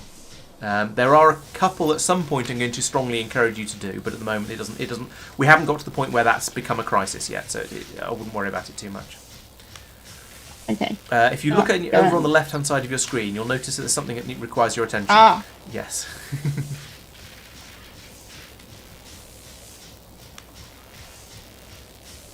You could put the wood in, or you could go and get some more coal. In fact, this is a good point to talk about belts, I think. Now you'll probably want to make these with assembly machines, because making a huge number of belts by hand would break your sanity. But you want to get the coal into this machine up here. Now you can do it as you have been doing by running down to the mines down here, grabbing the coal, running all the way back up again. I didn't grab the coal. I should have done that while I was down here. So you can run down here, grab the coal out of them like that, run back up again, chuck it into the machine. I'll give it to you so you can have the joy of refueling the machine. There you go. Have some coal. You can do it like that, but this is a game about automation. We don't want everything. You shouldn't be doing stuff manually and more than once. So. Okay. At this point, we want to start the stuff that's being mined down here, and have it be brought up automatically. So what I would suggest doing is, well, the first thing is you could, with these drills, you can have their output onto a belt instead of into each other like this, which is great. However, at that point, you can't have them fueling each other in this manner, and so eventually it's going to break. So you'll want to think about using a different type of drill, one that doesn't require fuel to be passed into it all the time. Now you do already have that available. We just didn't use it earlier because it wasn't practical at the current state. So one of these things in here should look potentially should give you some good ideas, should we say? For the electric mining drill? Exactly. So now we have electricity, so we can start doing things like using an electric mining drill. Okay. So make one of those. Yeah. We'll worry about automating things like this a bit later. Okay. And now you can place that down on the patch over here, and it will you can place it down here, and it won't work, and then you can sort of spend a moment or two working out why and fixing it up so that it will start working.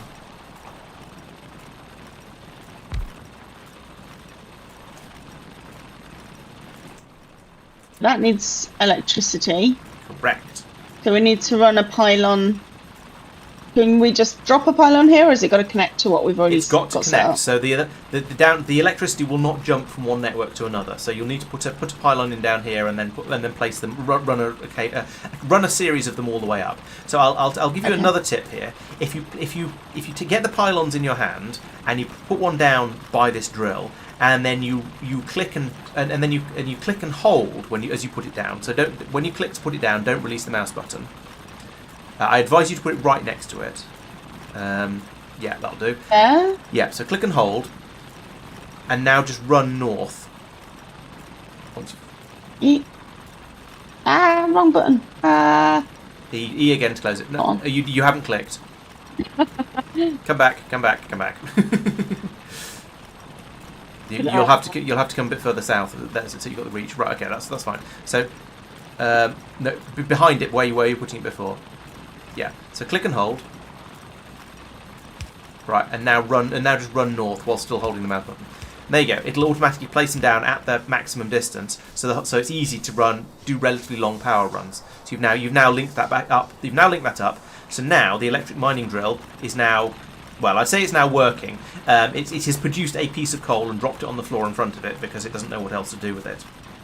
This is now where you start making some belts. Right. So you can go in again. You can go into your inventory. You can make. We'll pocket craft the first couple. We might as well. So you go on the logistics tab. That's right, and make some belts. So right click a couple of times to make a pile of them. There we go. So belts require gears again. Lots of things require gears. So you can now grab the belt that you've made. Or the belts rather. And you can now, if you press R, you can again rotate it with R. You can also rotate the other way with Shift R, but for now, rotating in one direction is probably going to be complicated enough. Does it matter where I drop it? Does it need to be in a certain you've got the yellow place? arrow to show you where it comes out, and you want to run the belt from that drill up to where the coal is going to be needed. That belt, you can see which way the belt is running by the way it runs, by the way it's animated. So those belts are the wrong way round. You can rotate belts in situ, but if you just mouse over them and press R, or you can pick them all up and start again. It's up to you. Either works. Or actually, better than that. You can just run the mouse over them again with the belt pointing in the correct direction and automatically turn them round. So there you go. That's right. So now you can see the coal is travelling along the belt. So you can make the belt go as far as you like. And again, you can click and drag, or click. The easiest way is click and hold. I find the easiest way is to click and hold, and then run in the direction you want to drag it. You want to build it in, because then you stay in range of it being able to build. Because now you can't reach that far away. There you go. That's right. And now that's all the belts you've made have now been placed. Okay. This is why I was talking about automating belts, because you're going to need a lot of them. Do we need to make some more? Yeah, make some more for now. You might as well finish the bit you're doing at the moment, and we'll run the belt up to the boiler manually, and then you can automate making them next. No, guard. We're not playing on peaceful mode. We will. Yeah, we will. I have, however, made the starting area a little bit bigger than the default, so it'll be. We're safe, at least safe for a little while. Okay, so if you want to turn a belt, all you have to do is put another piece on the end of it that's pointing in the direction you want it to go in. So use R to rotate it. Wait, yeah, it was right, yes.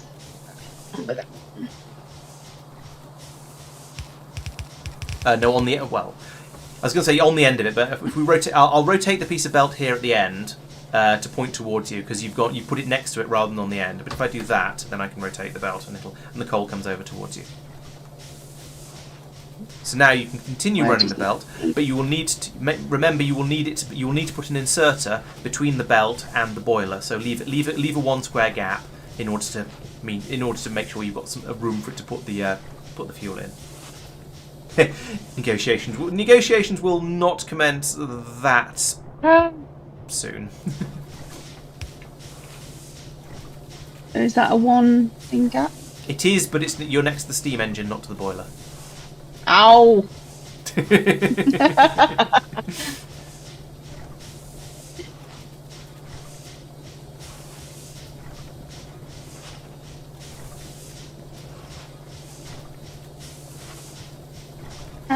Q. How do I? You. Q. Just Q, don't click on it. There we go. Okay. There we go. That is a 2 square gap. You need to go one higher. Oh, I mean, you could technically use a long-handled inserter or handed inserter, but you don't want to. You want to use it. You want it to be slightly closer. So, if you rotate that last piece by hovering over it and pressing R. No, sorry, not when you're holding a piece of belt. Lose the belt. Press Q to lose the belt, and then hover over the end piece and press R. There we go. See. Now Q on it, and then you can put one more piece of belt to get it slightly closer.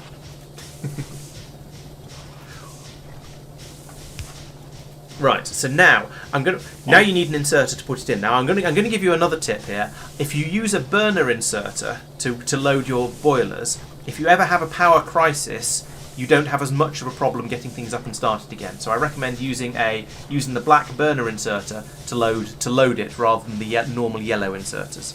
They work in exactly the same way, except instead of using electricity, they burn coal inside them in order to power themselves. But they are capable of feeding themselves as well, so they'll keep themselves properly fueled. So you can now use that to load the boiler.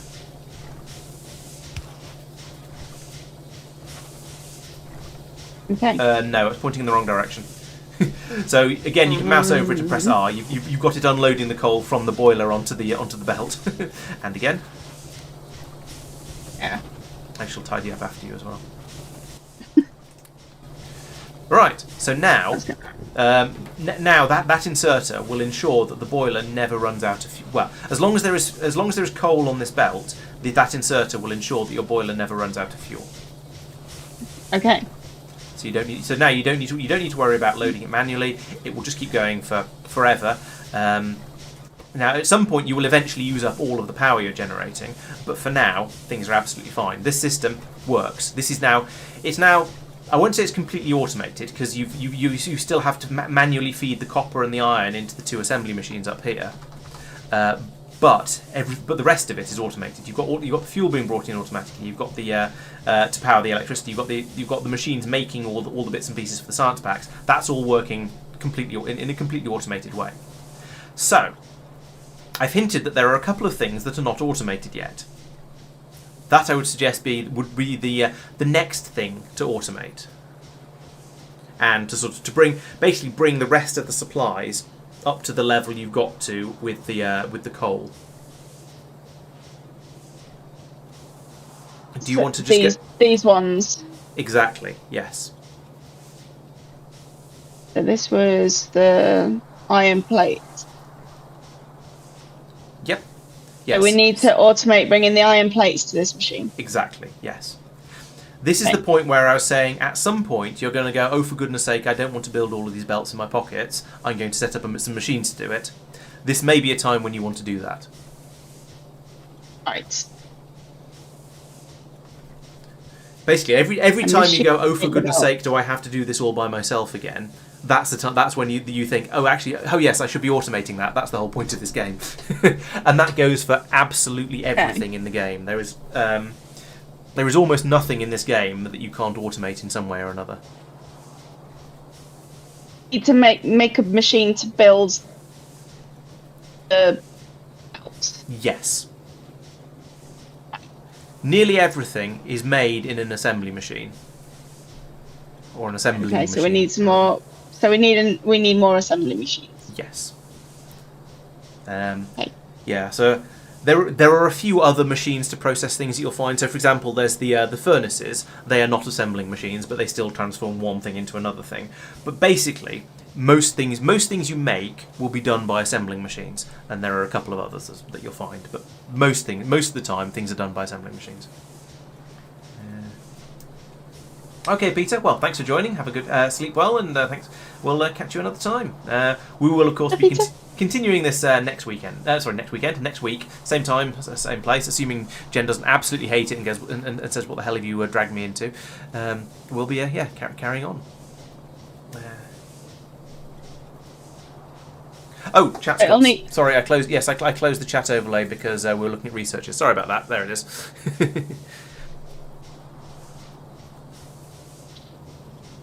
13 watch streak, nice. Sorry, what were you saying, Jen? It needs electricity, right? Yes. So I need to drop it into one of these. Yeah, you need to power it somehow, Yeah. whether that's by putting it in a place where there's already electricity or taking electricity out to it once you've built it. Either is fine, but yes, it will need electricity.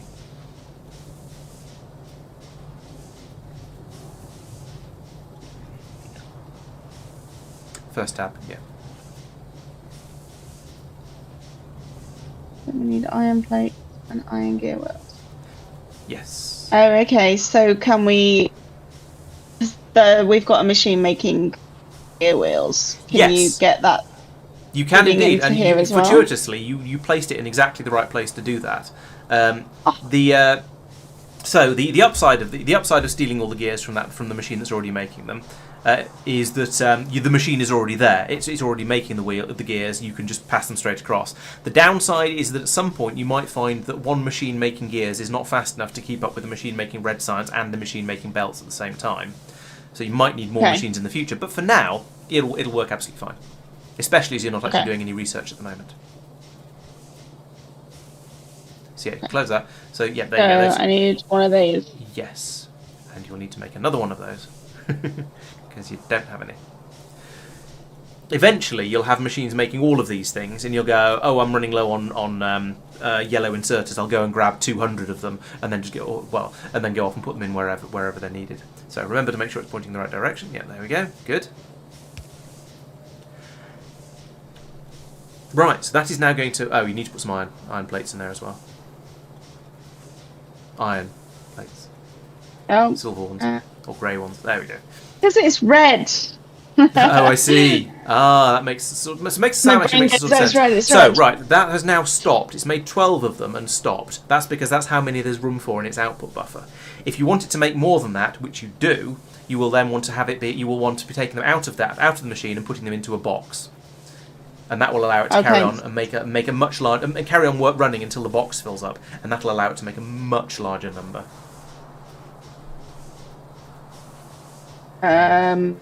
Is there a right place or wrong place to put this, or? No, I mean it doesn't matter. It's all except you need to have room for an inserter. Sorry, so yeah, there's a little bit of a wrong place. Sorry.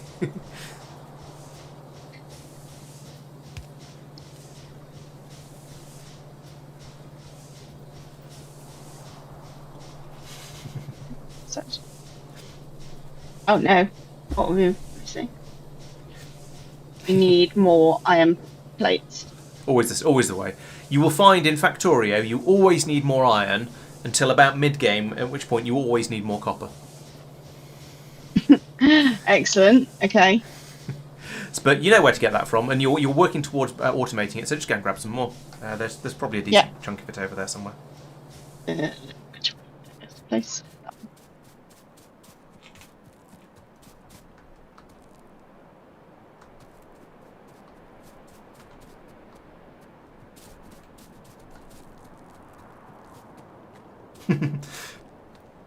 Someone said that something is only a problem for future gen, so that's good. That's good. At least it's not a problem for current gen. We're topping up the coal while I'm over here. If you've got any, you have got some. Yeah, you might as well. No harm in it. It just means that when you come next time you come over here, there'll hopefully be a decent amount of iron for you to pick up, and don't forget the furnaces as well.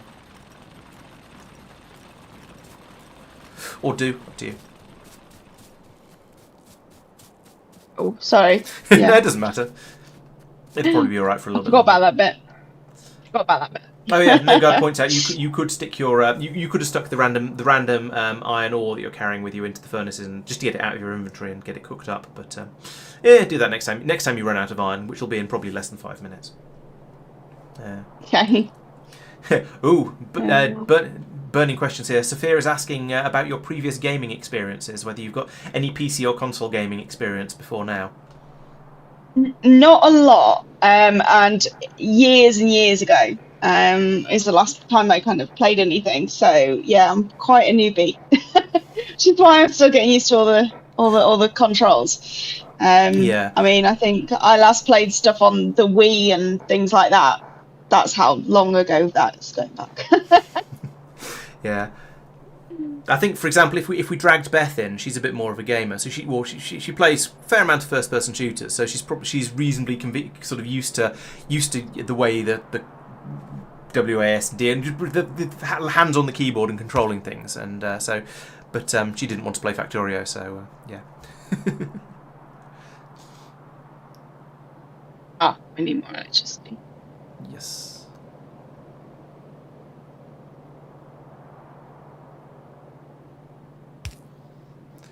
Right, so there we go. Now the now all the belts that are being made are being put into the chest. You've got 7, 8, 9, 10. Yeah, so that'll gradually fill up. But if you click on it, you'll see how much room there is in the chest. I think that stack will go up to, it's either 100 or 200. I forget off the top of my head.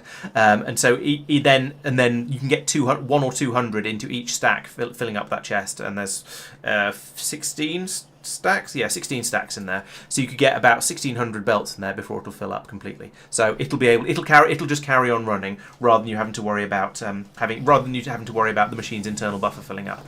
And this means that whenever you need some belts, you can just come over here, control click on the chest, and boom, you'll get all the belts in the chest will go into your inventory, and you can go nuts with them. However, you will notice that now the machine making the belts has just stopped. If you click on it, you'll be able to see why. Yep, it's run out of iron already. So if you chuck it, you've got some more iron one use. You can chuck another stack in there, and it'll kick in again and start running. You will then also see that now that you will have exactly the same problem with the cog making machine, and so this is why you want to run a belt full of iron over to here, just to make sure the machines can keep working. So as we know, as we've already worked out, you need to run some resources over here on belts, and that's what we're doing. So we'll carry on with that. Okay. So is it worth picking up the belts now and starting that? Or? Yeah, might as well. While you're doing that, you get on with that. I'll make sure the production of iron keeps going, and just keep the machines over there running, and bring some more and keep those machines loaded, because that's something you've worked that one out now. It's not new and exciting for you. So you carry on. You get started on the belts and all the stuff around there, and I'll keep the machines supplied with iron for the time being. Yes, good thing we made a bunch of belts. We only made about 35 of them so far, so it might take a little while. And over there. So you want the iron. The iron is coming over this way, so you don't. I'm not sure what that belt's supposed to be doing. Me neither. You want to lay one down that will bring iron from over in the east over to all of these machines. So it's up to you which end you want to start at. It doesn't matter at all. But you're going to need to essentially automate everything that's going on over on the other side as well. And you won't be able to do that with the burner everythings, because they'll run out of fuel and they'll stop. So at some point you're going to want to make that a bit cleverer as well. Thank you, Margaret. I'm 100 hours in. I'm just getting started then. I imagine that means you've launched a few rockets. Well, probably launched a few rockets in your time. It depends how hard you've been pushing for that, I guess. I could see that going either way at about 100 hours. But yeah, it's an absolutely fantastic game. I love it. I've played 2,500 hours of it myself, I think. And it's it's an absolutely great game. And thank you. I appreciate the compliments on my teaching style. Hopefully Jen also appreciates my teaching style, because if not, I'm going to get stabbed on Friday next time I see her. Okay, I'm a little bit lost now. You said quite a lot of things. Okay. So I'm running conveyor belts from here, right? Yes. Do you remember what you did to get the coal up and running nicely? You can go over and have look at it and remind yourself if you want. Or to be honest, if you zoom out, you might be able to see. Well, I can on my screen, but I've got a bigger monitor than you have. Do you remember what you did down there now that improved it and allowed you to make it a bit more automated? I can barely see that. Okay, fair enough. Yes, Tiger is quite right. Electric drills. Right. Yes.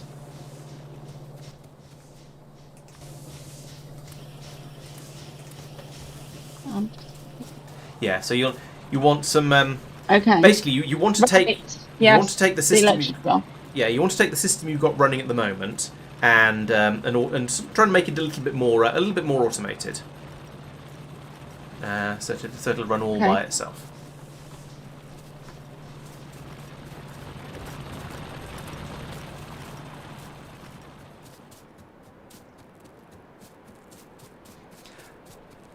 I will leave you for a moment to get on with it, and then I'll come back and I'll come back and see how you're doing, and see if you need any help.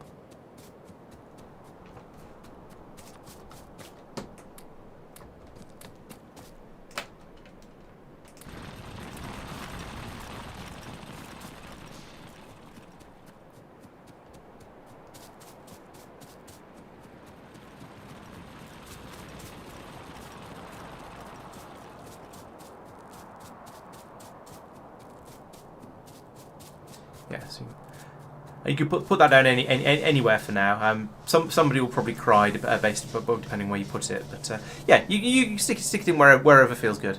I should rephrase that. So that right. So there you go. You've got an electric mining drill now. Good start. Right. So we need electricity to run over here. Oh, we've only got one electric pylon, so we need more electric pylon. Right click to make lots at a time, or to make 5 at a time. Makes it a lot easier when you realise you need about 30 or 40 of them, because these are only the small ones, they don't go very far between them.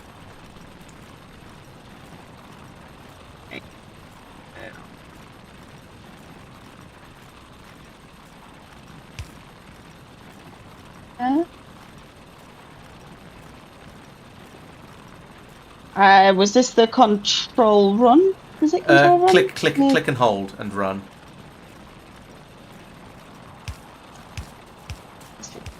There we go. Lovely.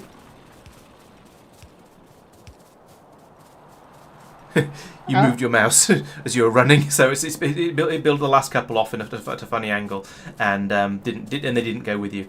So you can build up. Oh, you can build up. Yeah. Okay. Yep. That works.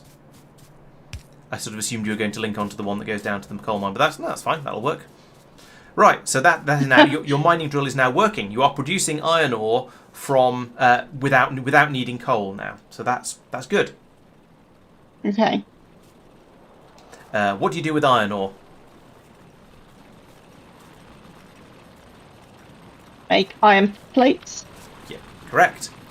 And well, you've got that working on a simple burner setup here. And this is not what we call automated. It's just being fed straight out. I mean, I suppose you could do it like this, but you can. There are various possibilities for how you would set this up, and I kind of want to make you come up with your own design because it's potentially going to be interesting, and also because I'm mean. So you running conveyor belts. Yeah, you could use conveyor belts if you want, certainly. Like there was a different answer there that I missed. No, I mean, to be honest, that is the better answer, but it was not the one I was expecting you to come up with. So you've already come up with the better answer. Yay! Okay. So.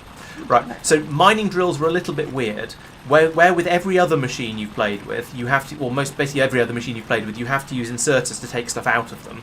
Mining drills will just dump stuff out onto the floor. So with these, you can just put a belt instead of having to put the belts in one square away and then use an inserter. With these ones, you can just put them in right next to it like that. Oh, okay. I'll give you your belts back because I just stole them all to do the demonstration. Okay. And that's going the right way, isn't it, as well this time? It's going straight into the side of that pylon. So no, I would say that's not going the right way. It is pointing towards your base, but you can't quite go that way. You might need to go sort of sideways a little bit first. Exactly, Mark. There's certainly no wrong way to play the game. I fully agree with you there. And that's why I'm trying to give Jen as much freedom as possible. Let her do things however she wants, and only and help a little bit, but not too much. Like by pointing out that remember that you can't actually use the iron ore in your assembly machines over there. It needs to be iron plates.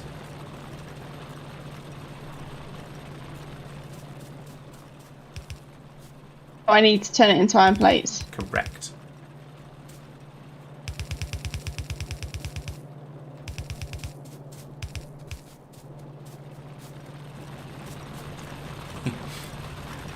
I'm sensing an element of this is a problem for a later date. I'll just carry on building this belt. It's a nice belt. Belt. Sorry? I like my belt. What's wrong with my belt? Nothing at all.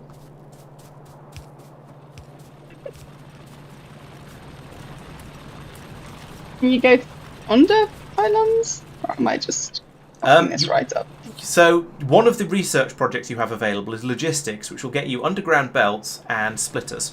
Underground belts do, strangely enough, do exactly what the name suggests. But you haven't researched that yet, so you can't make them. Okay, so am I? Can this even go any further, or is that just? Well, you've got. You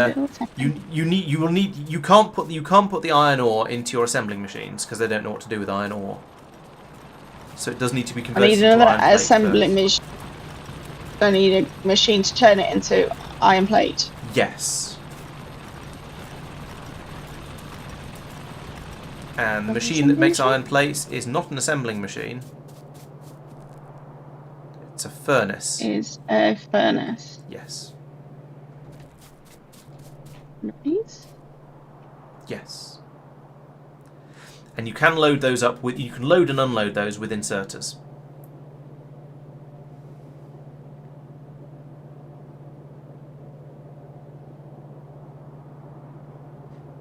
At the right place to put that. Yeah, that'll work. Yes, it's the right distance from the end of the belt.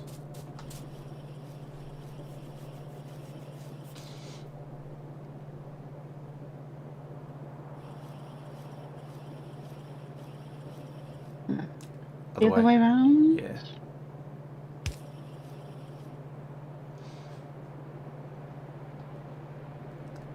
Annoying. Yes, unfortunately, a furnace requires fuel, so you'll need to bring that in as well. Yeah, it was more that Oh, I see. It's not quite. Yeah, it's about 3 squares north of where that pylon reaches to, and you could put in another one about here, and that would work. Power it. But yeah, it's just it's going to need another pylon if you're having it there. This is just looking so messy. Yeah, in the Factorio community, it's known as spaghetti when your belts when you get belts just in a big tangle all over the place. It's like a big bowl or plate full of spaghetti. Yeah. And spaghetti is just the way Factorio often goes. Unless you plan things very, very carefully, it will eventually turn into spaghetti. It's just how it is. We've not got a lot of coal, so is it best to just use wood for the fuel? No, using wood is not great because you can't automate wood. You have to go around and mine it up manually. No Guard points out that pylons are cheap. Don't worry about spending as many as you need to because they are just wood and a little bit of copper. So yeah. So what you probably want to do is you want to find a way to bring some coal into the furnace in order to power it. Now there are 2 ways to do it. One is to bring coal over in your hands and put it in the furnace, but then you get your hands dirty. And more to the point, the furnace will run out of fuel at some point, and you won't notice, and then you'll run out of iron. So you want to find an automated way of bringing the coal to it. Oh, I thought you were going to tell me I had to tell you to go and get it for me. That'll work to a certain extent, but eventually even I won't be able to run around grabbing it enough. So yeah, I mean that is sort of what I've been. Okay. It's what I've been doing with your existing mining areas, but I have high hopes that we will automate stuff a little bit more than that at some point. Okay, so we need to. Oh. So there is a research that I think would be quite useful at this point.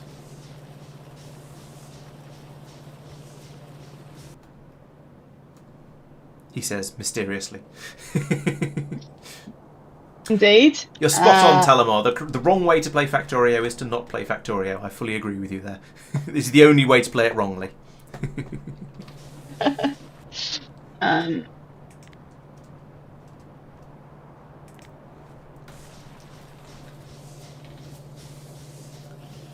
So yes, I suggest you have a look at the research options. Because there's one in there that I think will be quite useful at this point.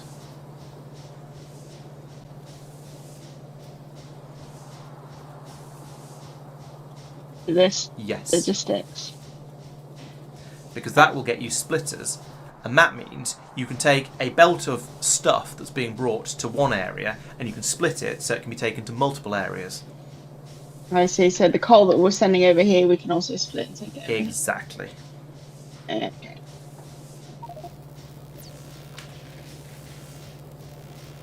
Spaghetti is Factorio the way God intended. Yeah, I'm happy to agree with that. There's nothing like a glorious spaghetti base. Okay. So while that's running, I mean you've got some iron coming. You've got some iron being produced because you hand fed the furnace over here. So you from here you can start getting the iron out of it and bringing it over to the machines that need it. And then I can stop doing all this by hand. I'll go and get some more iron. Which machine needed it? The belt machine needs iron and the cog machine needs iron. Okay, so we need to do that split thing, which is control right click. No. No, I meant well, yes, you do need to feed that, but I meant you want to automate the feed of iron that's coming into them. So from the furnace, because you've got that new furnace you just put in that's making some iron. So you want to set up a system so that the iron plates that are being made in that will magically appear and will find their way to the two machines that require them.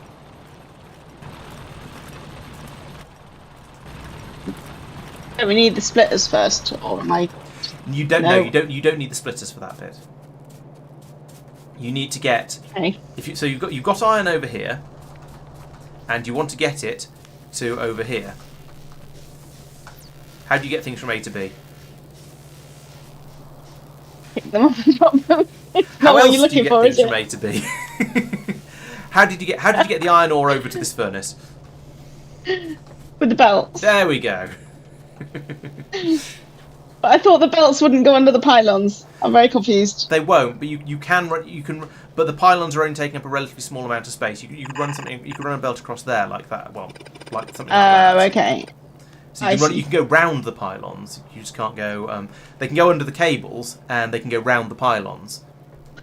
Okay, that's okay. The pylons. I misunderstood that a little while ago. Oh right, sorry. Maybe I wasn't clear. Okay. That's okay.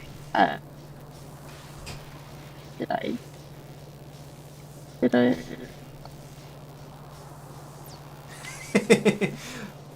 Playnot has an interesting idea there. He's saying get a large number of people and use them to play Factorio completely manually.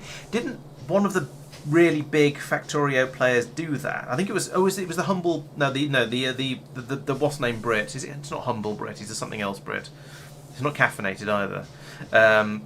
But yeah, that guy. He had several hundred people playing Factorio, and he'd have swarms of people going off to do mining or to attack biter bases, basically with pickaxes. Spiffing Brit, that's the guy. Thank you. Oh yes, and they're pointing out if you don't like where the pylons are, you can just move them. In Factorio, there is no penalty for pulling a thing up and placing it down again somewhere else. Just right click on them to demolish. Would you do that? Just yeah, like that. And then. So if you don't like where you put a pylon, you can just move them around as much as you like. Yeah, playing Factorio with 4,000 players or whatever it was is certainly a type of exploit. Yes. Do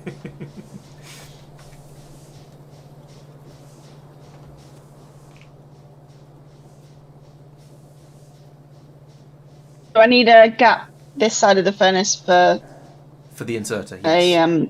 The inserter. That's right.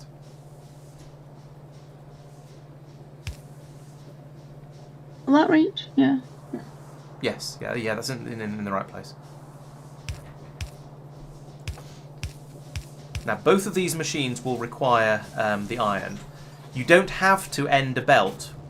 You don't have to have an end of belt like this. The inserters can be put on the side of a belt as well. So if you have a belt that goes past both of these machines, you can load them both from the same belt. I see. Am I going to be able to go past them? No, the machines are in the way for that. No. You'll need to go a couple of squares north. So you've got room to put the inserters in as well.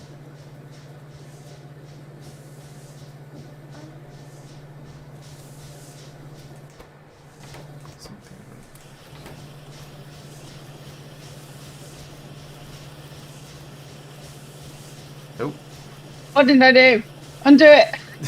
If you press Control Z, it won't actually undo it properly because you don't have bots to do it for you, but it at least puts that back where it was before. And now if you press Q on it to select it again, one more time because the first was to get rid of the belt. Now if you just place it there, it will automatically be programmed, everything will be set up, and it will be back as it was before. Once you get flying robots, they will do those sort of things for you. If you press Control Z, they will fly out and fix things that you've broken. But you don't have flying robots yet. You only have running robots, and by which I mean me. So, I should have got you to build this. I don't have any construction machines. I have assembling machines. I haven't made any. Although I actually, to be fair, I could. Yes. She has actually dropped into our K2SE streams once or twice to see what was going on, and I've reassured her that that is not what normal Factorio looks like. That is what silly people playing Factorio after 400 hours or whatever it was looks like. So it is quite different. Right, good. That belt is correct. All you need now is to load and unload it.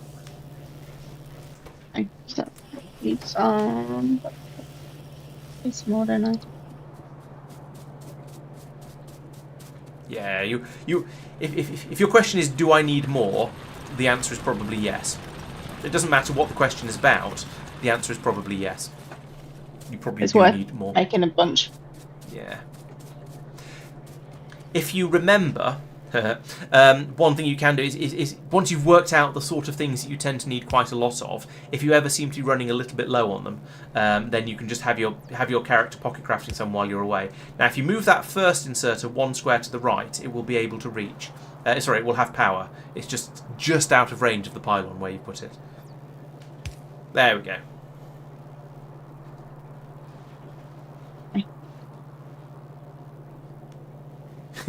Exactly, Andrea. Well, how much more iron do we need? Oh, we need more on there. Yes is the answer. Oh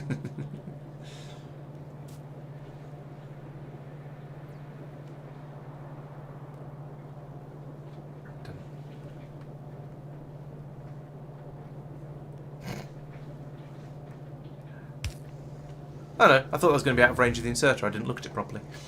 Right, so there we go. Now it is passing the iron round. So your first inserter will start grabbing it. It'll load up the assembly machine here, and it is actually fully capable of just stealing all of the iron. Right.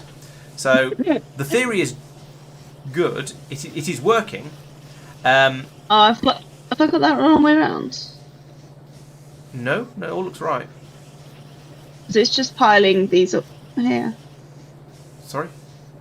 Oh, there. No, that's fine. It's just because the belt goes a little bit past where the last inserter is. So, because you do have enough iron at this point, I take back what I was suggesting before. You have enough iron, so it is just starting to pile up on the belt in the same way that the iron ore is piling up on this belt because you're producing it faster than you're using it. So that's a good position to be in. If you've got more iron coming out than you're using and the belt's starting to fill up, like in the same way there's lots and lots of coal on this belt over here, then that's good because you've got enough of it. This won't last, but for the moment you have enough of it. Excellent. Yeah, and your research is finished, so you can start another research going if you want. Okay. I shall hide the chat again for a moment. Yeah, so there are options. I'm not sure which I'd go for. Well, I do know which I'd go for at this point, but I'm not sure which one I would think of as being the way to continue the game. Often, as I say, my attitude towards Factorio is usually, if you're not sure what to do next, do the next science pack, because that will, if you research green science, for example, then that is going to require you to, if you just click on that for a second, that is going to, and then mouse over it in the effects bit at the near the top. Yeah, there you go. So that is going to require you to automate making belts and making inserters. And so those will, it'll force you to do those in order to automate making the science packs. So that's quite a good thing to nudge you in the right direction of the way to go, the way to progress in the game. The other thing you might want to consider is automating some of the things that you've been making lots of. So you've been making, we've done that with belts. There's currently 115 belts in there. You must have grabbed some. That's good. That's what they're there for. So you've got belts automated at the moment. If you think there's other things you've been making that you would like to start automating because it's annoying making them by hand, so maybe inserters, maybe assembly machines, whatever you feel like you're using quite a lot of, that's also another way to go. So. Yeah, either if you're getting frustrated by doing something manually, automate it. If you're not sure what else to do the next science pack. That's my sort of way of that's my sort of general advice, should we say? Andrea says also remember to remind her every 8 hours to eat something because it's easy to forget while playing Factorio. We're only planning to do a sort of a 4 or 5 hour stream, so hopefully that won't be an issue. And I did see her eating just before we started, so we should be all right here, I think. Oh yeah, and it's a good idea to get about 3 hours of sleep every other day as well. Yeah, these things are these things are important. 3 hours of sleep, brilliant. Yeah. Okay. So you might as well start researching the green science. Yeah, it seems reasonable. Yeah. Okay. And that's going to unlock quite a lot of new stuff as well, which is always fun. And then, go in and automate some stuff. Think about now. Also note that the iron belt is no longer full, so you might want to add a bit more. You might want to increase the quantity of iron that you're producing. I will. Okay. One thing I'm going to mention to you, because I don't think you've been reading the tips, so you probably haven't noticed. But the belts all have two sides. So this belt over here, for example, the one that's got the iron ore on it, there is room on the other side to put something else. I'll put some iron on it to demonstrate the point, like that. You don't actually want this belt to also be carrying iron, but this does mean each belt can carry two different things, and so you're able to supply a bit more stuff to machines. And then an inserter will grab anything that's required by the machine from either side of the belt. So you may find that useful at some point in the future. Okay. Hello, Mick and Mike. It's another Mike. We have many, many mics. They're all over the place. I think there's at least 3 of them. Right. So yes, those things to consider. You've got the next science pack being researched, so at some point you'll want to automate making that. You need more iron because it's getting used up faster than it's being made, and there are things that you are making in your pocket still, and that gets annoying eventually. So you probably want to automate making the things that you are making by hand. So those are Can we get this doing double the amount of iron, these belts? Yes, you could fit twice as much iron ore down this belt. However, notice that the iron ore belt is full, so the iron ore belt is not flowing steadily. So there's plenty of iron ore at the moment. It's just not being processed very quickly. So we need it to be processed quicker. Yes.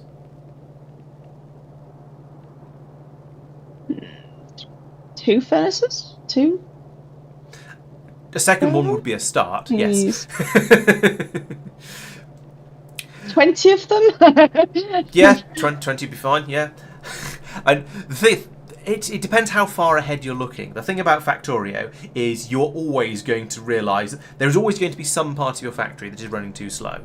So, for example, you might go, I haven't got enough green circuits, so you upgrade that. Then you go, I haven't got enough copper, so you upgrade that. And it always just goes back up the chain until you get to the source of the problem. Then you go and you make something run faster or more efficiently or just more productively, and then you can sort of build something else, and you go, oh, I've run out of this thing again. So yeah, at the moment you are producing iron, and this is completely automated. This is lovely. This is exact. Well, actually, it's not quite automated yet, actually, because you're not bringing the coal into this furnace yet. But other than that, it is completely automated. You've got everything flowing very, very nicely, and it is steadily making belts and red science packs. But it's not running at full speed. You are eventually going to run out of you haven't got enough iron to run the system at full speed. Andras says you need 192 furnaces. This sounds like planning ahead. Or 3. Yes. Got some inserters. Inserters might be worth automating. Don't know. Yeah, and you will need to for green science packs, as you saw, and you might need to for the sake of your irritation, because you're probably making quite a lot of them by hand at the moment. So, are we able to put them next to each other, or? Yeah. I've got to work out. What did I just do? Did I do something? Oh, I gave you some iron in case you needed it. Oh, okay. That's all. Thanks. So I can drop this here. Yes. And then do we split this? I don't. How do we get this to here? You don't actually need to split it. Remember, inserters. You don't. The belt doesn't need to feed straight into the machine like this, like you've done here. You can insert to or from the side of a belt, like you're doing here. I see. So you see what you? Yeah. Okay. Good. I was going to say you see what you've done up here with the iron. You can do this. Do the same sort of thing with the iron ore as well.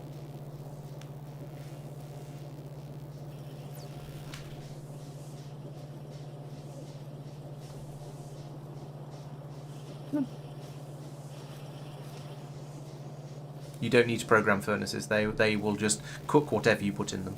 So you don't need to specify the recipe. Yeah. Sorry. I was going to put it next to the belt. Okay.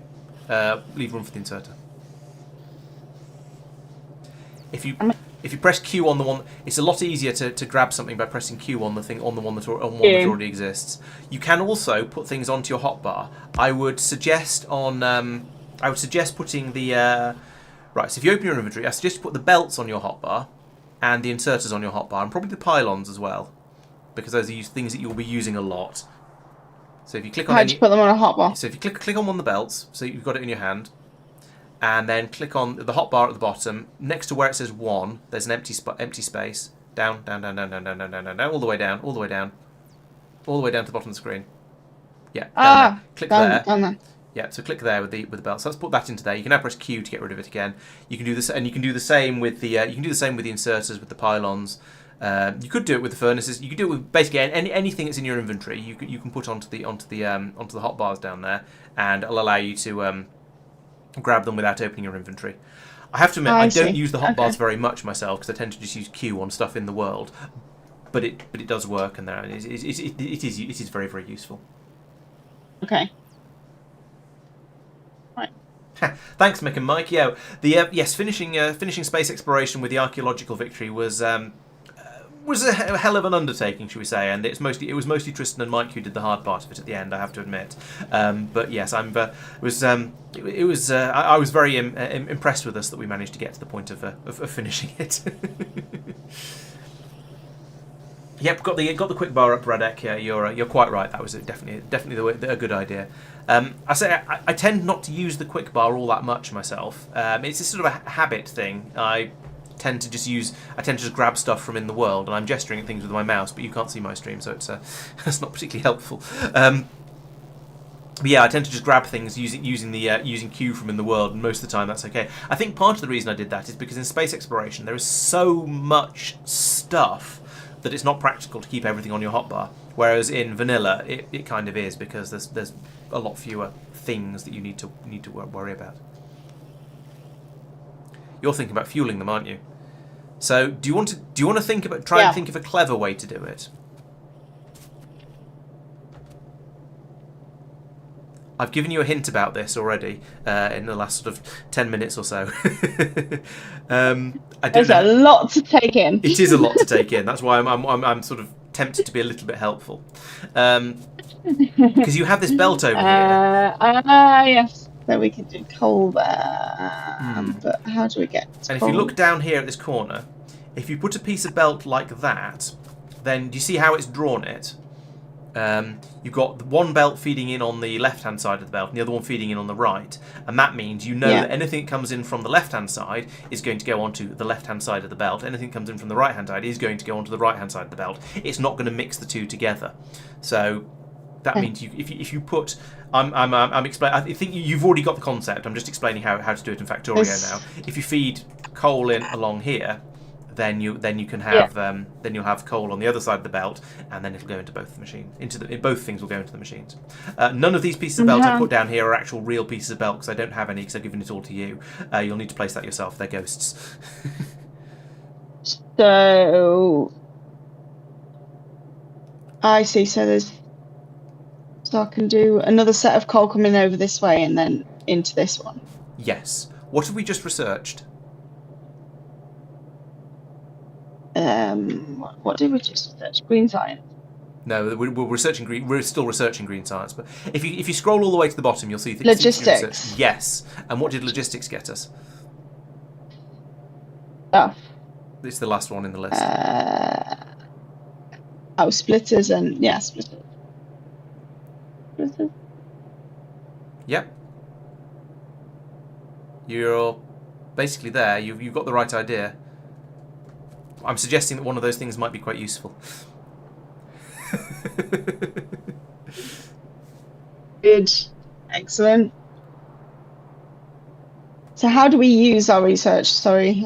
These are things you've researched. You've researched these things so that you now know how to make them. So if you go into the inventory, you can now make splitters. You can now make underground belts. You can make whatever else we've researched. I forget all these things. So if you go onto the logistics tab, you'll see there you go, yellow highlights on the new things you've researched. Okay. So this is another thing that at some point you'll want to automate, but for now you can just make them live in your pockets. Sorry, I didn't realise where your confusion was on that, or I'd have been slightly more helpful slightly sooner. That's okay. Right, so you now have a split. That's another thing you'll probably want to put on the hotbar because you will use these a lot. Okie-dokie.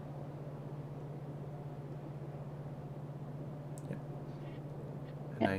So we need to make any room, or does that just kind of attach to? A splitter can be put. A splitter will replace a belt. So if you get that out, get one out and hold it up in the world so you can see what it looks like. If you put that onto, if you rotate it so it's pointing upwards, so 3 times. There we go. Now you can replace a piece of belt with that, and the stuff that's running along it will come out of both of the outputs. So if you put it in some way up further north, sort of about here probably. Yeah, well, one down from there. And you'll have to stand a bit closer. Your arms aren't that long. Yeah. Yep, there. That's good. So there you go. You see now the coal is coming out on both sides of it. So you can now run an additional belt from here off this way and link it into your iron belt. Yes, no guard. We could do. Yes, this is the point where we introduce belt balancing. No, this is not the point where we start introducing belt balancers. That would be cruel. You've overshot a little bit, so you want it to feed into the side, onto the side of the belt, just up here.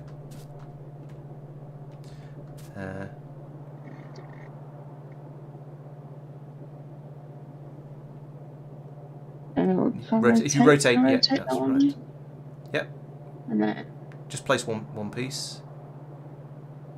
Nope, down. No, down one. You want to put it in the corner, so down 1 square from the one you just put in. Yep. Nope. Yep.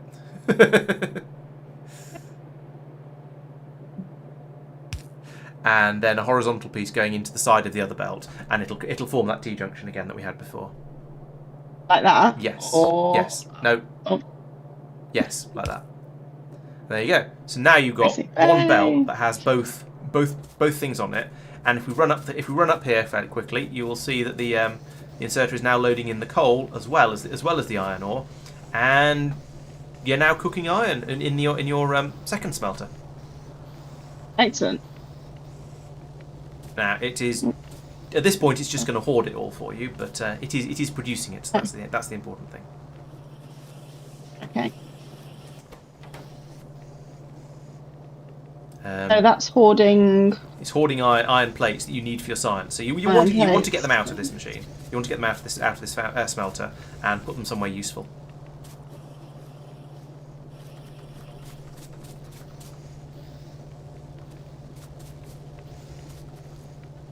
So that one is already set up. It's okay. And there's this one that needs setting up.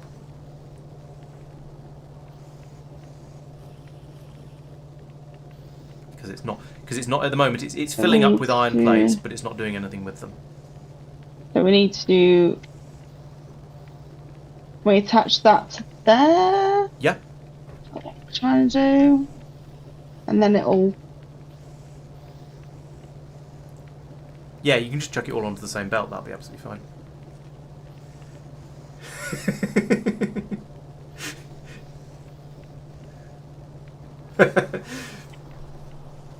I see Playnot is introducing people to Factorio, or introducing his son to Factorio very early on.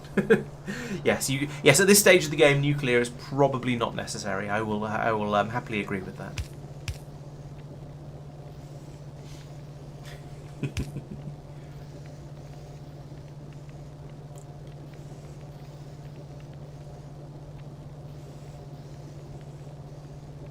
Yeah, so you see, as you put a curve in like that, it draws the curve to show you what the belts are going to do, and that's the sort of direction you want to go in. So that's that's right. There we go. Nearly there. One step left. One of these things. Yes. Ah. Just click it.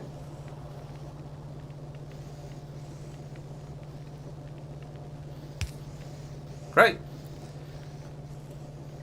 Now, I should probably mention, due to the sort of the vagaries of how Factorio inserters work, you're ending up with iron on both sides of the belt that comes along here. That isn't a problem. It's just because inserters will always put stuff on the far side of a belt if they're unloading onto a belt. If they're loading a machine from a belt, they will take stuff from the near side if they can, but will take from the far side as well if what they need isn't on the near side. So now you have twice as much iron. Well done. Yay! Is this enough? Well, it's still all disappearing into the voracious maw of your factory. So I think more is probably better. Some more iron. I'd say it's not backing up along the belt, so I would say yes, some more iron is probably a good idea at this point. Another furnace. Yes. Oh, right. 24. Rinse and repeat 24 times. No, 24 times 2. So. Times 2. Another 24, and then another 24 on the other side of the belt. Yeah. So at this stage, you're going relatively slowly, but that's absolutely fine. You're learning. You're doing all of the right things. You are building. You discovered there wasn't enough iron being produced, so you've now increased your iron production. You've discovered that actually isn't enough because the game is very, very greedy. So yeah, as Andres says, today's word of the day is more. Please, sir, can I have some more? More of everything. More of everything. Basically, yes.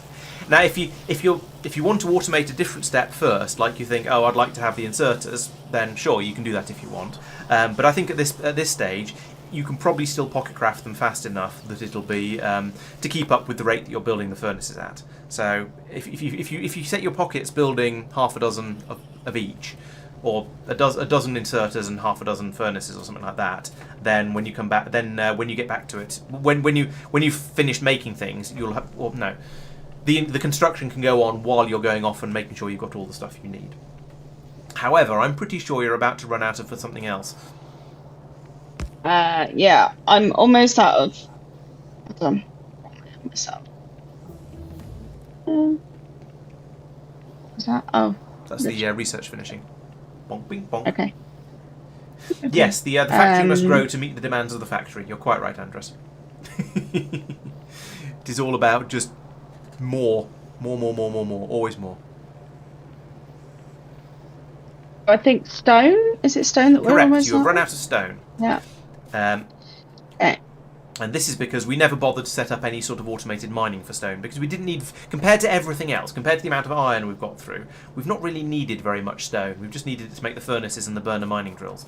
What I would probably do if I was you at this point is go and grab the burner mining drills you're using for, say, iron or coal, and put them on the stone patch, because you've got those drills already. You might as well just have them digging up some stone, putting it into some boxes, and then you've got, and then that's sorted. You know there's always going to be there's going to be plenty of that available, and you can automate it properly with electricity and electric mining drills and belts and all that sort of stuff later. You don't need a huge amount of stone at this stage. Okay. So it's in these. Yeah. So pull these up. Grab these machines. Yeah. Pull all those up. Conveniently, that's 2 furnaces, which you need for making the iron anyway, so that's a couple of them. But now you can put down at least one, maybe probably both of them over here, and you could have them feed into the same box. Actually, if you put them opposite each other with a box in between them, with a slight offset, then they can both fill up the same box between them, and then you've just got one. You come over and grab all the stone out of it whenever you need some. Okay. So one there and one there. How much space does it need? Drills, not the furnaces. That's a furnace. Oh, sorry. That's all right. Easy mistake. Misunderstood. You can cook stone and it turns into bricks, but you don't want to at the moment. You want it's actually stone you want to make the furnaces.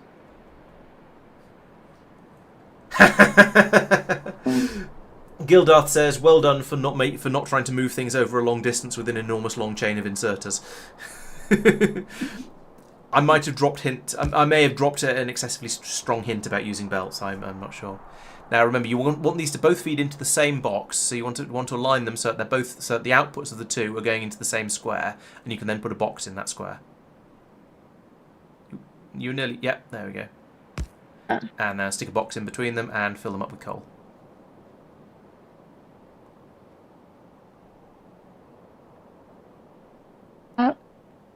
Just click. Yeah, there we go, and fuel them. Fuel them.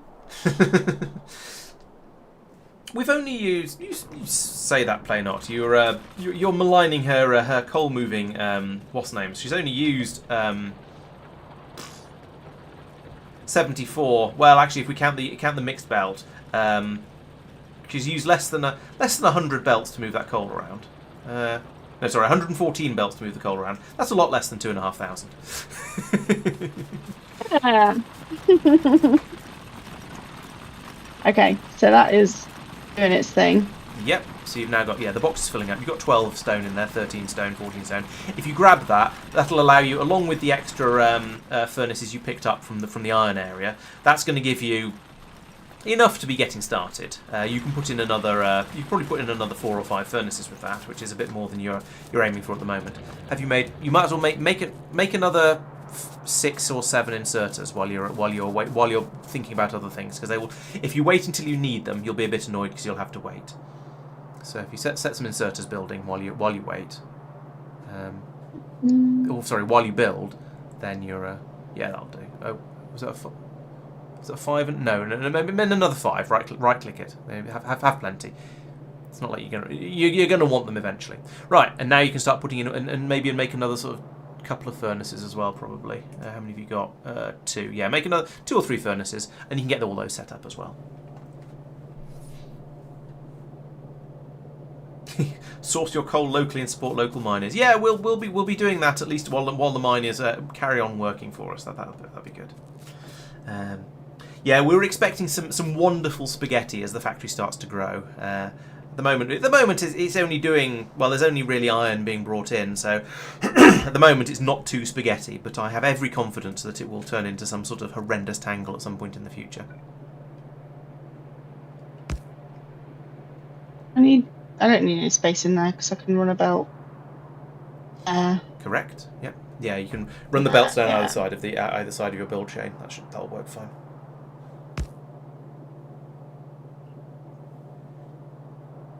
Shall I put them all down? Might as well. That's what we made them for.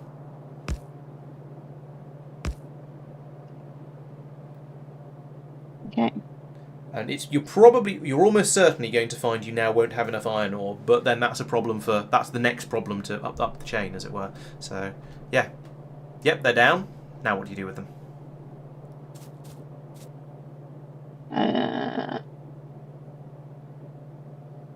Leave room for the inserter. Yep. And just drag it north. There we go. Hey, where am I going? And go for a ride, yes. Later on, you can research a thing that stops belts dragging you away, but until then, belts are often the fastest way to get around when your factory gets a little bit bigger, because you run so slowly, you can get onto belts and they move you a bit quicker.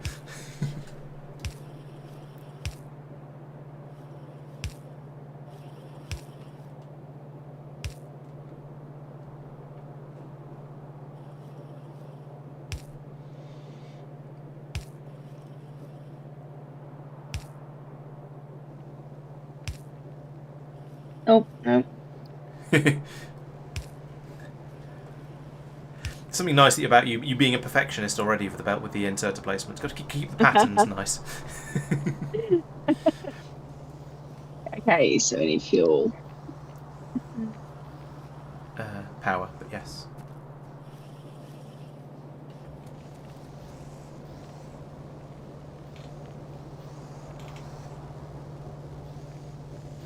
Yeah, some of your inserters don't have power. That's the problem that you're seeing at the moment. Right. Because the fuel will come in off the coal belt, but the you need more pylons Q to pick it up. Okay. Or from the hotbar. It's up to you. Whichever you find easiest to, whichever works best with your brain, basically.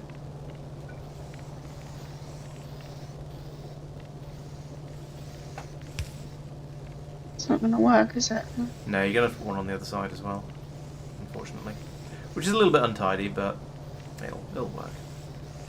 You will eventually research better pylons that don't require that have a better coverage range, but that's some way off, should we say? And the ones at the bottom as well. Oh, you're missing an inserter as well. Oh, yeah.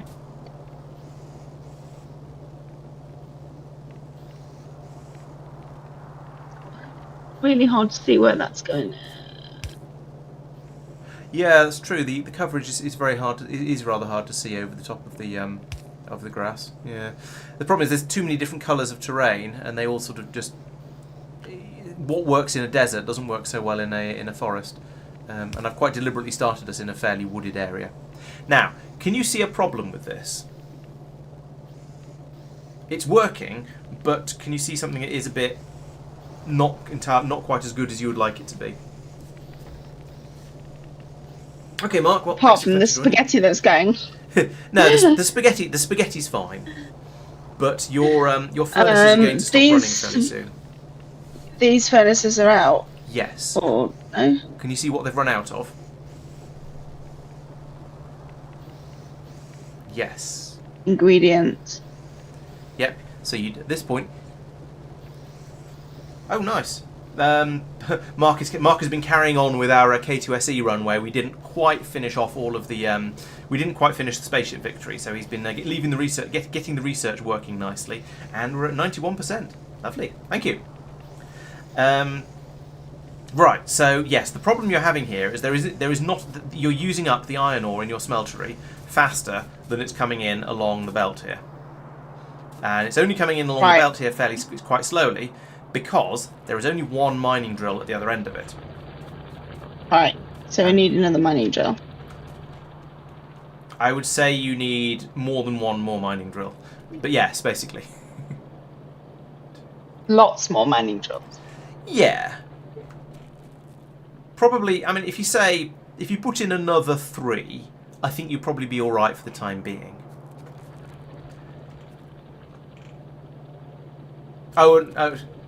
Yeah, okay, Mike and Tristan have also been helping out. So.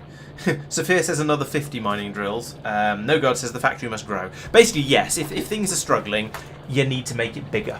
You need more of it. More inputs will mean more and then more processing, and will give you more throughput. Now, the good news is that I'm pretty sure that if you have that furnace stack you've got over there running flat out, you will have enough iron for what you're doing at the moment for all of your red science needs and all of your all the belts that we're making, of which there's currently 709 of them, so that's going quite well.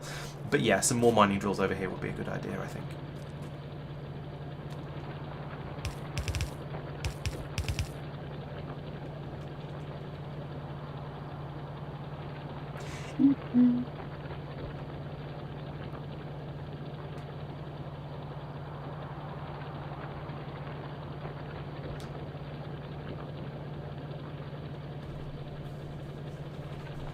Over. Yep. I was about to ask why you were pointing out sideways, and then you rotated it. So yeah, good.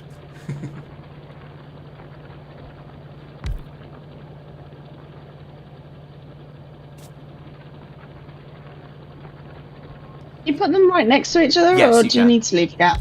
Yeah. So the area you see highlighted around them is where they can dig from. But you can put them as close. You can put them right up against each other like that, and that's absolutely fine. The area is slightly bigger than the drill itself to allow them to dig up the iron ore that is under the belts that are taking the iron ore away. So yeah, but yes, putting them touching is absolutely fine, and is probably better because it means you can pack more of them in.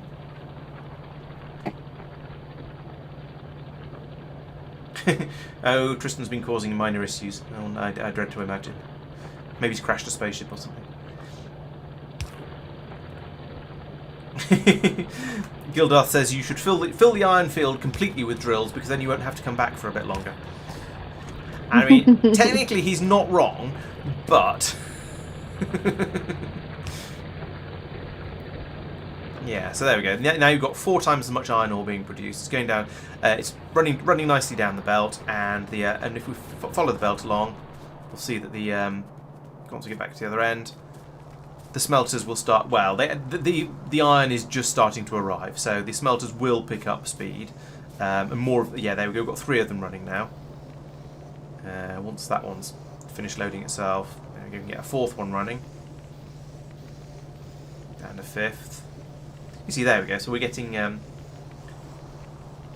more and more. Yeah, more and more smelters running. Okay. So more and more iron is coming through. So we're getting more and more belts and potentially more red science. Except we've run out of. We've stopped researching things. So you might as well pick another thing now. Actually, get something else researching. Okay. What have we got?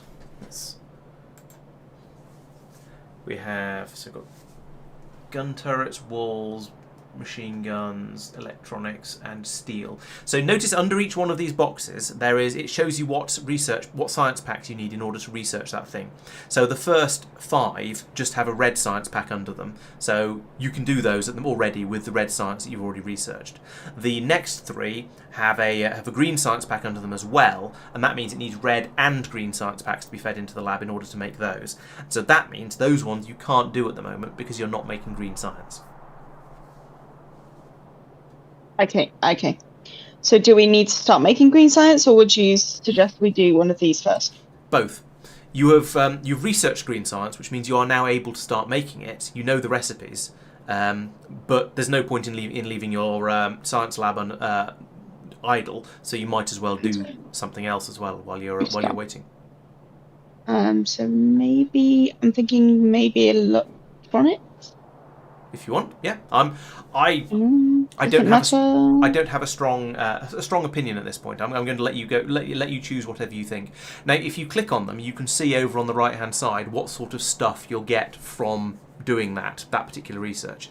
If you want to scroll down and select the blue science pack, which is where is I can't see it on your screen, but it'll only be a short way down. Oh. It's about that one. No, way up. Sorry. Yes, actually, yes. If you click on that will show. If you now scroll up, that will show you all of the things that you will need to do. If you try to beeline towards the next science pack, those are the things that you need to research in order to get that science pack. I think you will find several tangents on the way to do it, but if you're not sure what you want to do next, then this is a good way to go. So from this you can see you need both steel and electronics in order to get this one. So Yeah, either of those is a perfectly good place to start. If there's nothing else in the list of researchers that catches your eye and catches your interest. Okay. You seem to want to do electronics, so yeah, go for it. That sounds like that's a good let's one. go. Let's do it. Yeah. Okay. Let's do that. Let's do that. Okay. I'm just gonna take a short comfort break. Okay. I'll run around the factory and look at things and point stuff out to people and while you do. So yeah, go for it. Okay. Thanks. Right. So how are we getting on? So yeah, I mean this is doing well. I mean I think to get Red Science up and automated in your first couple of hours of Factorio. Now, okay, yes, I helped a bit, sure, but I think she's doing well. Yes, no God, I've been trying very very hard to get military science. I want the submachine gun just in case. Yeah, I've been trying very hard not to suggest that. And Sphere and Johan are making me do all of the things. Yeah, the anti-comfort break as well with the bottle of water. Yeah, so we haven't triggered any attacks yet. Obviously, if we look on the map, the pollution is spreading, but I think there's a lake off to the north here, so we're okay for the time being. But yeah, eventually we're going to wish we had guns, I suspect. But yeah, I think I'd say she's doing well, and we've got the Red Science ticking over very nicely up here. The spaghetti isn't actually too horrible yet, but then we've only got 2 inputs into it at the moment, so yeah, exactly, Tristan. Yes, delaying the first bite. The biters are very, very balanced. If you go in there because you're a veteran and you ludicrously overbuild, then yes, you're going to get your first biter attack much sooner, as you say. Whereas if you go in and just do things slowly, like we are here, you don't actually release that much pollution. So it's not too bad. Exactly, Reddick. Yes, I'm trying to be helpful, but not give too much away. So I mean, I spent some time running around gathering the iron plates from over here and bring them over to feed into the machine that was making the belts. I felt that was a useful thing I could do. I've carried some coal around a little bit as well, and once you get to the point of putting down large numbers of machines, then yeah, I'll be a construction bot at that point. I can definitely do that sort of thing. But yeah, I'm trying very, very hard not to give away. Well, just not to give stuff away and keep her at the right level. So yeah, will power be a crisis? Yes, we're using a good maybe just over 2/3 of our power. So yeah, fairly soon. Maybe we'll be replacing this science lab here with another steam engine. Oh, she's back. I better stop. She's back. Everyone stop talking.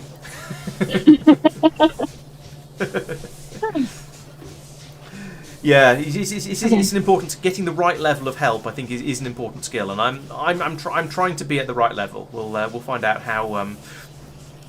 I guess we'll see whether Jen agrees at some point.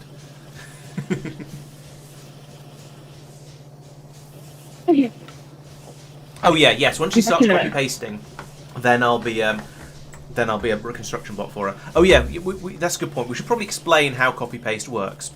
So let me. Borrow your inventory, or some of your inventory. I don't have any furnaces. I don't have the stuff to make furnaces. Nor do you. Okay. I'm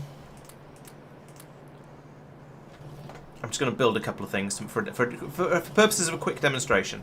Right. So sometimes when you build a thing, like this, for example, you've got a belt and you've got an assembly machine in the middle of it, and you've got another belt on it. However, whatever it is you've built, you might say, I want to have another one of these.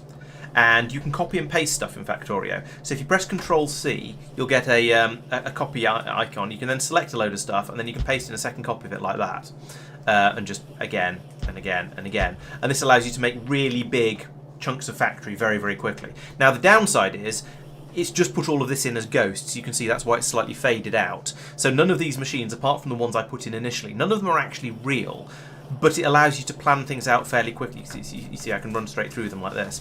It allows you to plan things out quite quickly, and if you've got construction bots, which you haven't, that's much later on in the game, or you've got a helpful second player running around, then they can come in and they can do some of this building work for you. So if you put stuff down like this and ask me to build it, then I will be absolutely happy to do that.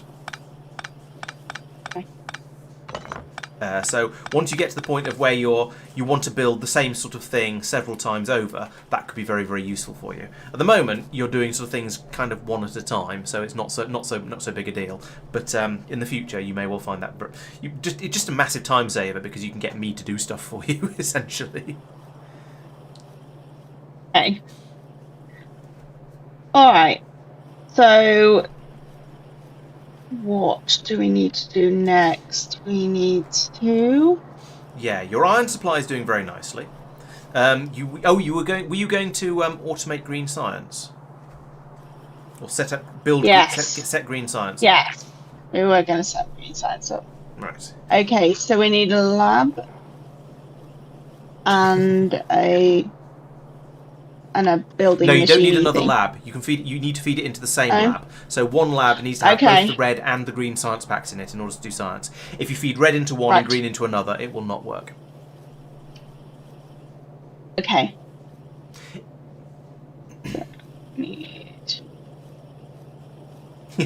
Yes, Andres says I'm an excellent AI bot to help you build your base. He's not wrong. Okay, Sophia thinks I should explain blueprints. I think that's a little bit more complex. I think copy paste is the starting point. Oh, I see. Right. So, I see what you mean. Yes, call the ghosts. The things I put down and call ghosts, we should actually call blueprints because that's a more helpful term for them. Yeah, that makes some sense. Okay. Yeah. So if I put down these are machines that are blueprinted in that we are saying I would like to put these machines here. Not like this, but you get the idea. I would like to put these here. They are just blueprints at the moment until someone comes along and actually turns them into real machines. Yeah, that's a fair description. Since blueprints are an actual thing in the real world. Tell how close this needs to be. I feel like that is that too close. That's too close. To get one square further. Yeah, there you go. You're too far away to place it. That's why.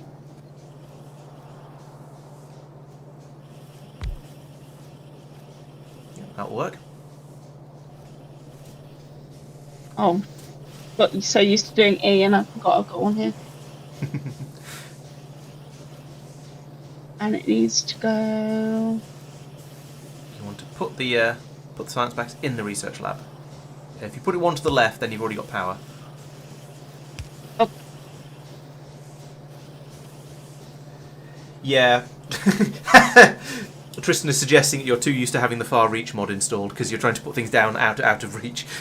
And there is a mod that allows you to put things down absolutely anywhere that you can see, which is I usually play with that turned on, so I'm very, very used to it. I just keep forgetting I've got an actual little dude there. Yeah. Okay, so we need to tell this what to do. Yep. Oh, look, a green science pack has appeared in the list.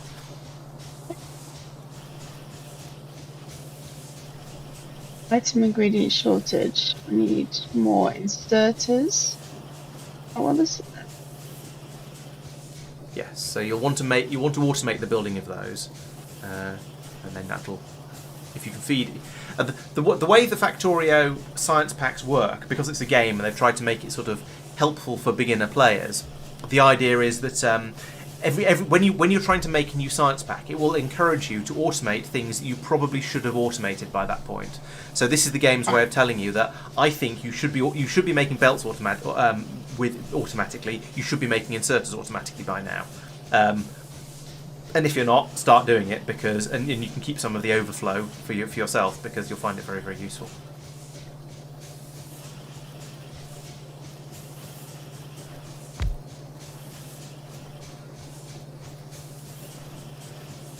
Oh, that's a good point. I completely missed that. Yes, you're right. We've Venice has Venezuelan has an excellent point. We haven't actually properly automated the red science yet. Look, it's stopped.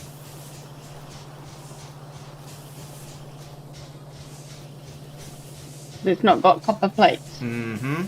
Yeah, we were too busy worrying about making sure we had plenty of iron that we. Well, I completely forgot we'd not brought the copper over. So, however, this is a solved problem at this point. You've done the iron, so you basically just need to do the same thing again with the copper. And conveniently, we've automated the belt building, so we have 1,300 belts in that box. That's probably going to be enough to run a belt over to the copper area. Oh, no, it doesn't. Imagine a real-life machine mixing a transport belt and a piece of conveyor belt and a robot arm, and then producing green science goop out of it. Yes. Yes. Oh, hi. Hi. We're going the right way? More or less, yeah. Down a bit. Zoom out if you can't see where you're going, or look at the mini-map.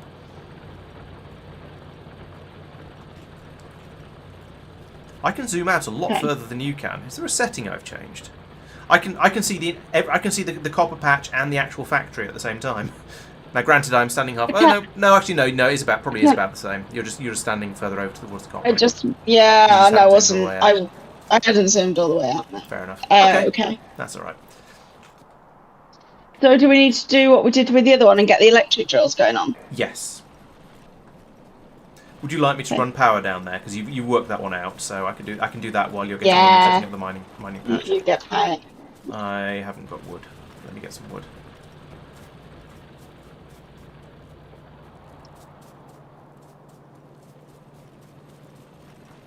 We just do one. Did we do a few? We did 4 drills in the iron area.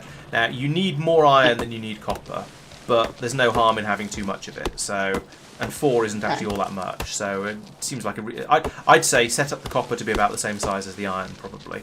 Although, 1 or 2. To be honest, 1 or 2. It depends whether you want it to be sort of set and forget, and not have to go back there for a while, or whether you'd rather just set up a small setup now and then make it bigger later when it turns out that the small setup wasn't big enough. Right. Then maybe just get the 4 going on. Oh. Okay.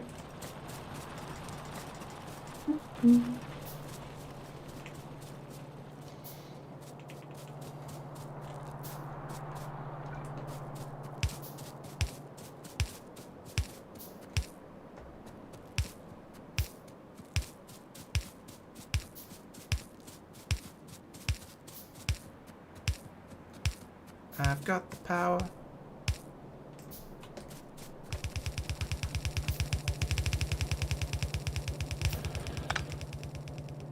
Oh no, it's alright.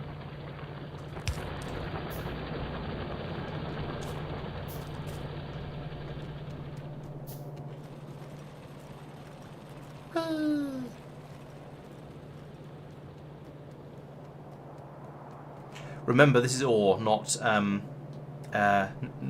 plates that's coming out here.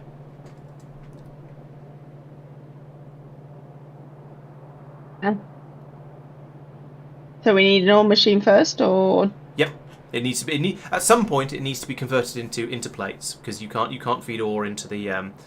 So yeah, you need to set up some smelters. Would you do that before we run these belts all the way over here, or does it matter?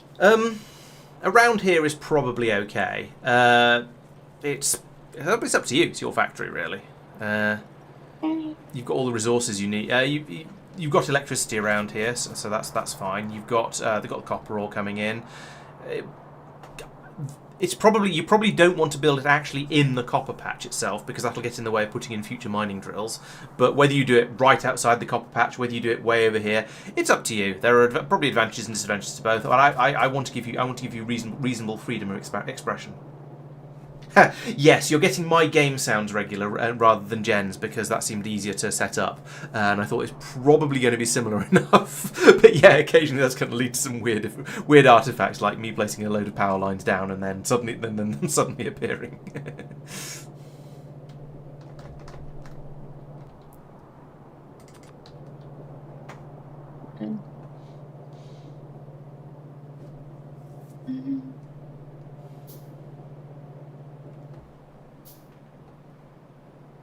I run out. I've run out on the. Yeah. Okay.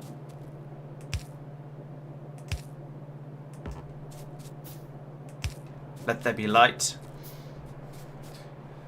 Yay.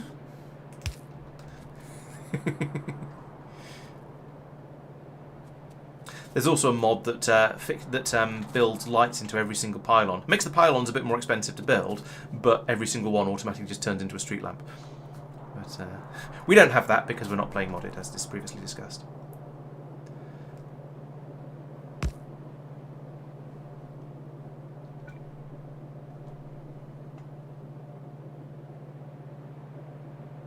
Right place for this. It feels like. It's the right place. Got all this. Oh, I see what you mean. You mean is this the right place to put the furnaces? I kind of want to put it near the power lines, but I've kind of run this a bit too far. It's almost like you can maybe pick the belt back to... up again if you want. That's absolutely fine. Well, you could if you stood near enough to it.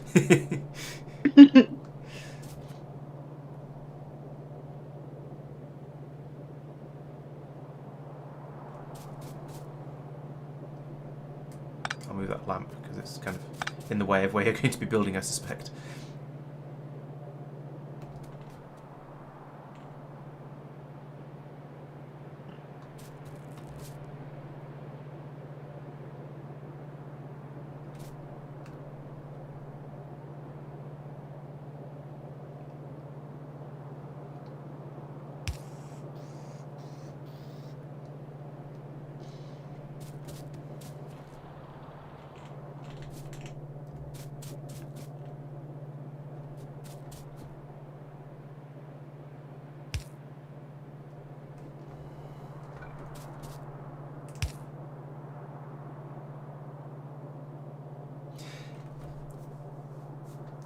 If you want me to help with any of the building, as long as you can give me sort of specific instructions, then I'm happy to help. If it's just sort of vague concepts of could you build me a smelting array, please, then I shall say no. But if it's could you make another sort of 4 copies of this directly underneath it or something like that, then that's fine.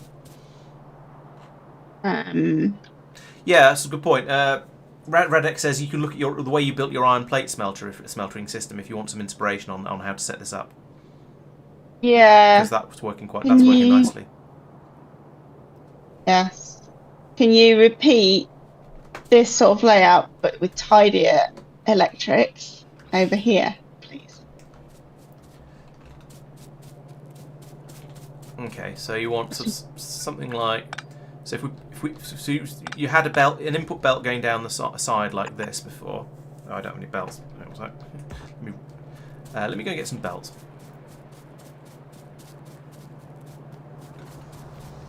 Yeah.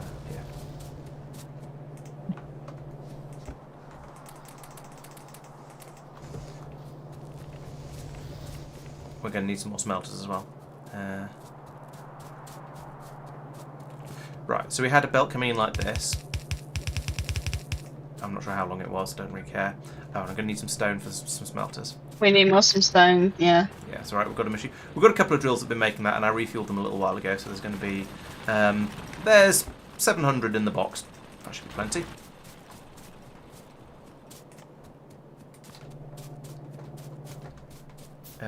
Actually, we need to run this belt. Oh. I was going to steal some inserters from you, but you haven't got any. There we go. I'll make some instead.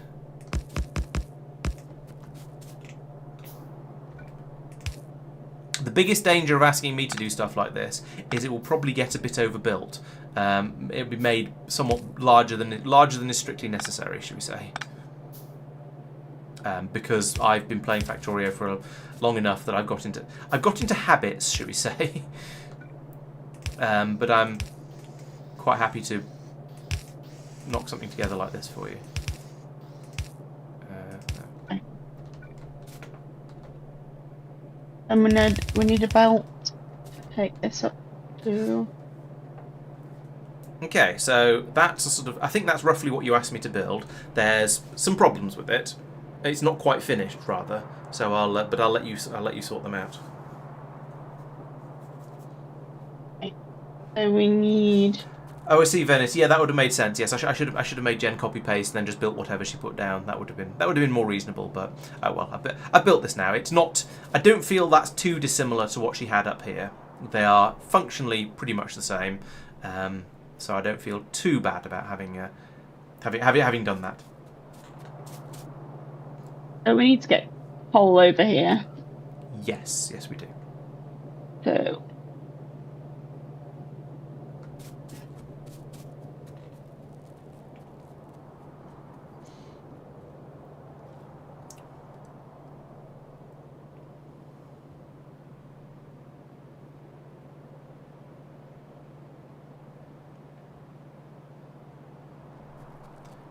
So, what are you thinking?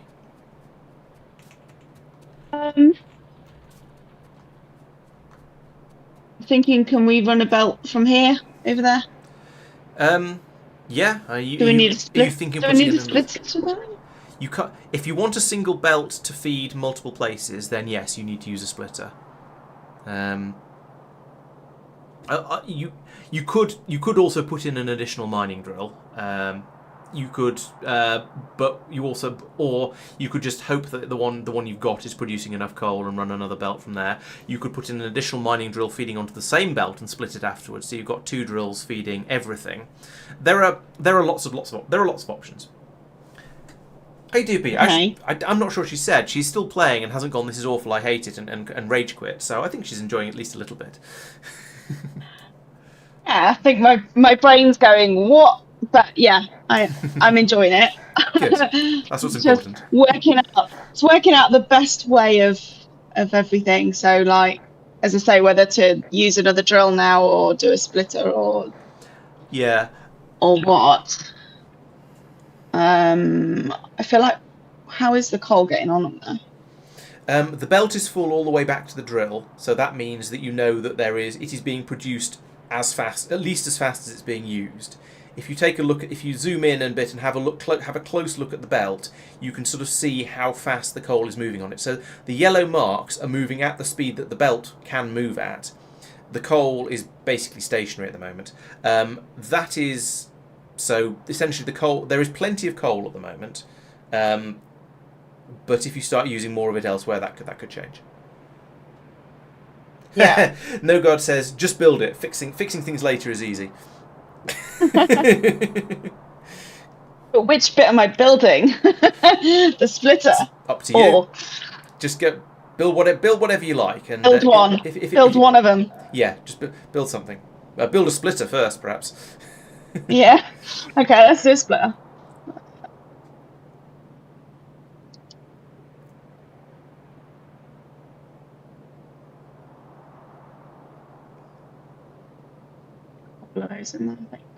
Yeah, they're good to have. And then will this split from here, or will I need to? You want to put the splitter somewhere along the belt. I think if you put one right in front of the drill, I think it would only insert onto the near side of it. Because I'm pretty sure putting stuff onto a splitter puts it on after the split. I'm not 100% certain of that though, so I'd suggest just putting it a little bit further up the belt. Or you could put it part way along the belt, the spur that goes out towards the iron. It can go anywhere you want along the belt, really. We've got plenty of belts though, so don't worry about trying to be as efficient as possible. It doesn't really matter.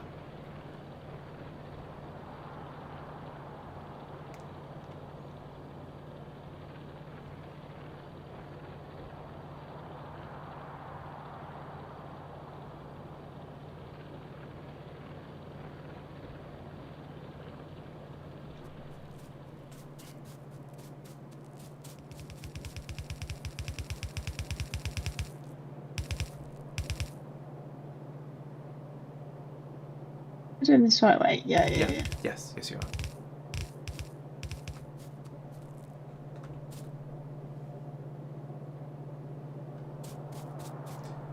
Now remember how we did the T-junction before for joining the two belts together. If you want to go and have a look at it before you put it in, that's fine. If you want to check or anything else. Oh, it's before the split, is it? If you're inserting onto a splitter. Okay. I knew it was fixed one way round, but I couldn't remember which way round either. Are you sure? I'm prepared to believe you, but I was for some reason I thought it was before the split. Sorry, after the split. It would make more sense for it to be before the split. To be fair, it would be more useful, but doesn't mean it would be.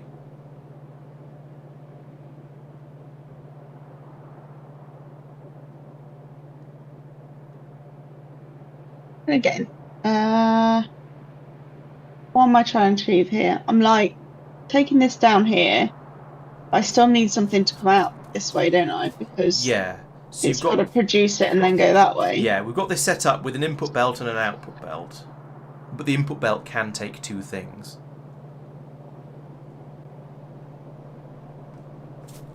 It is essentially the same as the setup we've got over here for the iron. Right, so we need to run it into this one. Yes, that's correct. Yeah. But you need to make sure you run it into it in the right way so that it merges onto the other side of the belt.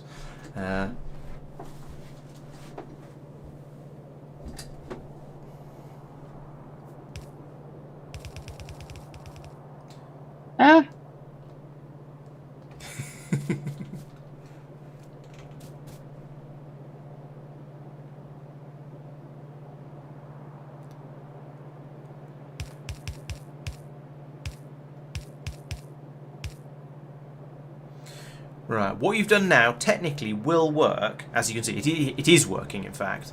However, if you get copper ore flowing along both sides of the belt along here, then it will have problems. So you can either do it differently, or you can just make sure that you only ever have copper coming along the bottom side of this belt. Okay. Because what you've done it slightly differently here. To the way we did it with the iron, or the way I did it on the iron. So we need to get it feeding it. No, because that would still feed in there. Okay. I need to go and have a look. Yeah, there's a sort of a slightly weird thing, and that's why I showed you up there. There's a slightly weird thing you can do in order to make it feed into it in the correct place, to form that sort of T-junction rather.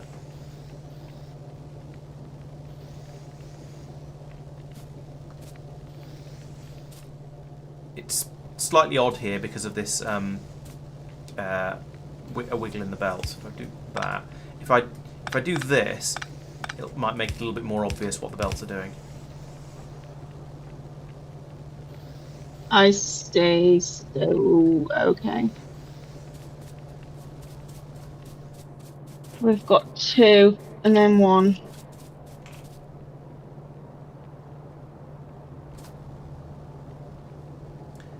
Yeah, and this is the same sort of thing, but it's just upside down. It's pointing in the opposite direction, but it's the same design that you're going for here. Why is my brain not computing? I know what I want to try and do. Probably because it's quarter so to 11. We need to get that possibly right. So we want to go down one more with this. Maybe. And then no.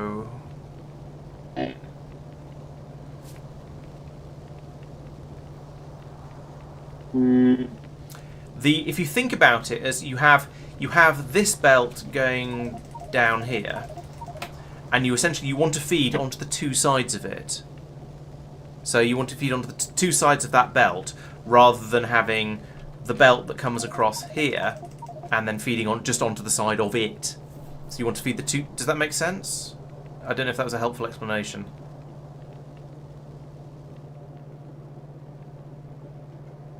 Right. And my brain has died. Just build the T-join next to the place to see and look how to integrate it. Right. So yeah. Well, I think what he means is if we remove some of these bits of belt here, so you can this way you can just build the T-junction around here and think about it, and then run these belts in afterwards, so you don't end up with copper and coal all over the place as you're trying to build things. So you want to make a T-junction.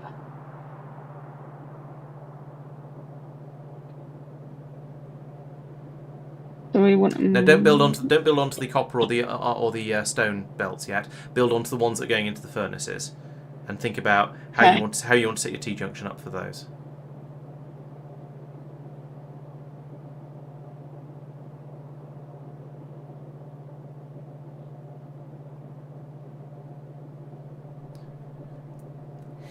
I'm going to keep saying T-junction in the hope that it sparks an idea. Hold on. Let me go get this into my head again. Okay. Okay, so that wants to go down. If it helps, another thing you could try is you could copy a small chunk of that and then rotate it and paste it in down where you're playing with it, and see if that sparks a brainwave. Because copy and paste a bit of this. Oh, yeah. What do I keep pressing? So press Q and then press Q and then Control C. And you can now select the bit that is relevant that you want to copy, and just drag a square. It's more than just that one piece of belt. It's probably a sort of a 3x3 area, maybe around there or something like that. But actually, that's the important bit of it. Yes.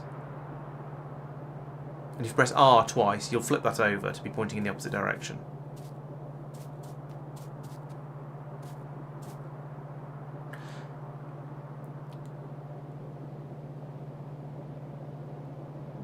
Close. It's going the wrong way though, isn't it? Yeah. So if you move it a bit to the left,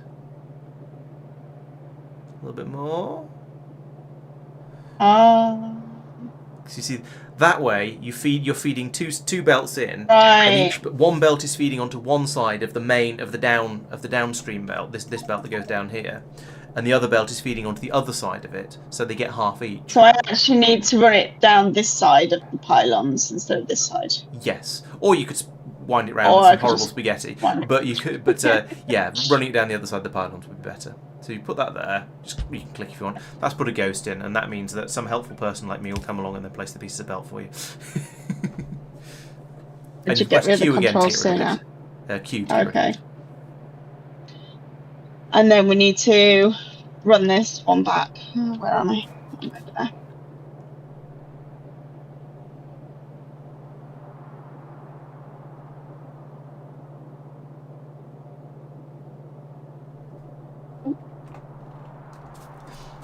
If the lamps are in the way, feel free to get rid of them. I will not be offended.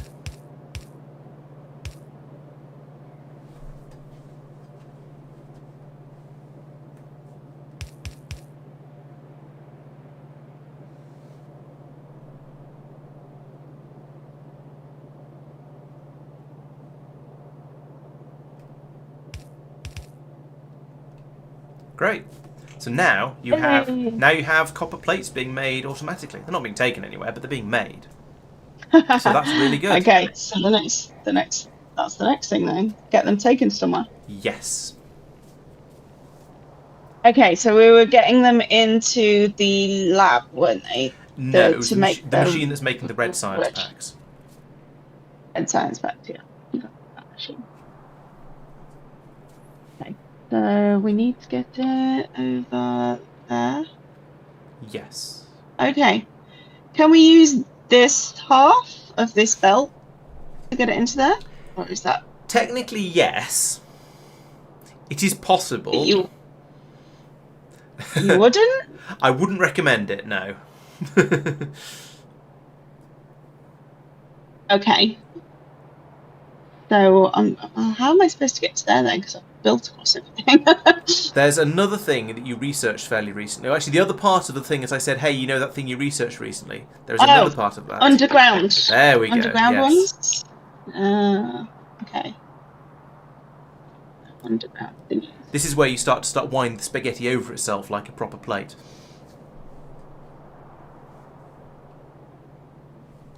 Yes, play not. I was trying to get it to make Mr. T out of the belts. You're exactly right.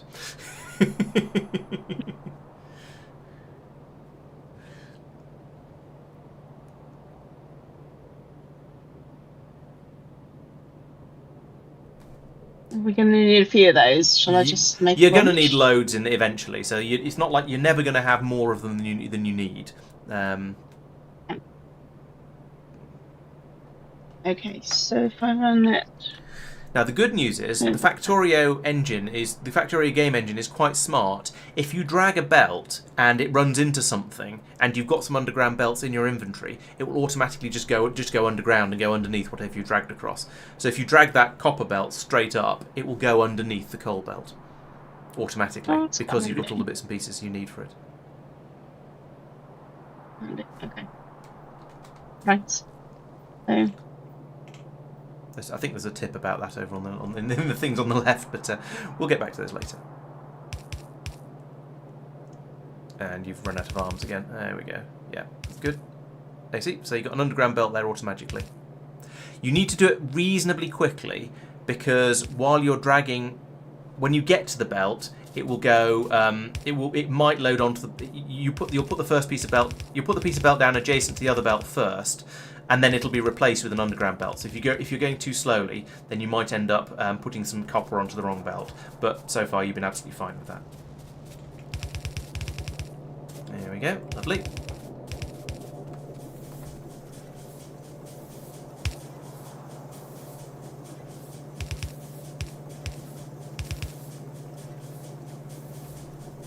Okay. Then I just need a.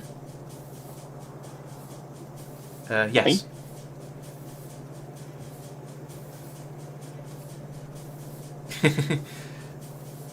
Are you enjoying the level of the level the spaghetti's getting to, No Guard? Is that what you're referring to? Yeah, I'd say this is probably quite a traditional. Oh, look! I have made the Red Science factory. The only thing I would say is I suspect the iron and copper are being smelted at a slightly higher rate than your average newbie player would be running at this point. Probably because of my influence, but yeah, my apologies. Apologies for being an influence. No Guard is going to get some Parmesan cheese to go with your factory.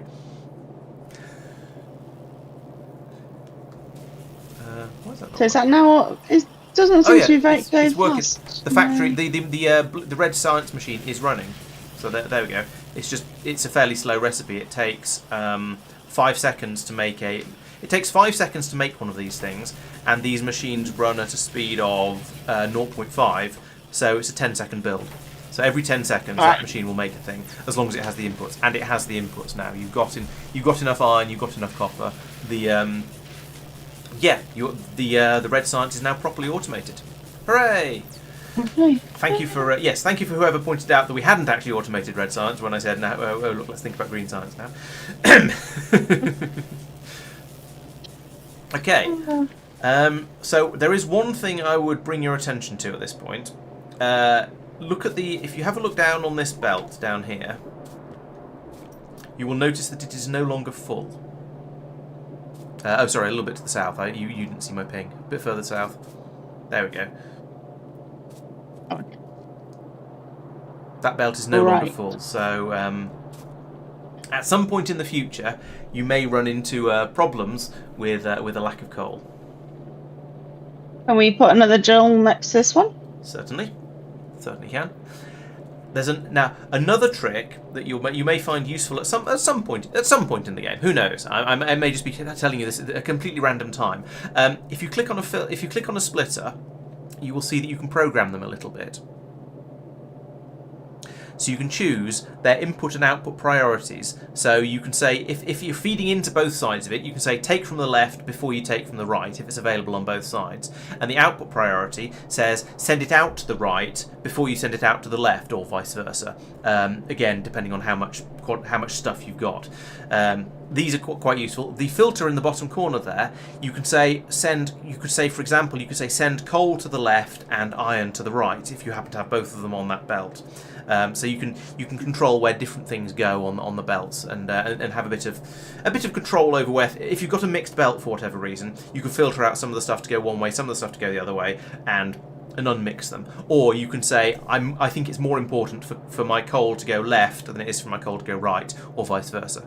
So you've got these extra controls in there you can set up should you want to. Okay. Oh yes, as Doopy says, yes, it sends that particular thing. So if you set a filter, it would send the thing you've chosen to that side, and it would send everything else to the other side. You don't set separate filters to each side. It's just one side goes, one thing will go one way, everything else will go the other way. I feel like that make more sense when I've actually used it. Probably. If that makes sense. Yeah. Okay. So do we need to do this now with the coal, do we think? Well, you're sort of standing there by it, and I pointed it out to you, so you might as well. Yeah. Especially if it's just sticking in one more drill for the time being. Yeah. Okay, Sophia. Well, good night, and thanks for joining us. We'll be back next week for further torture of the gen. Hey, Factorio for love. We are not using any mods. This is completely vanilla at this point. We may add in some quality of life mods over the next few weeks, depending on if things annoy people. Either of us, to be honest. But at the moment, the game is completely vanilla. I'm just introducing Jen to Factorio from scratch. This is completely vanilla at this point.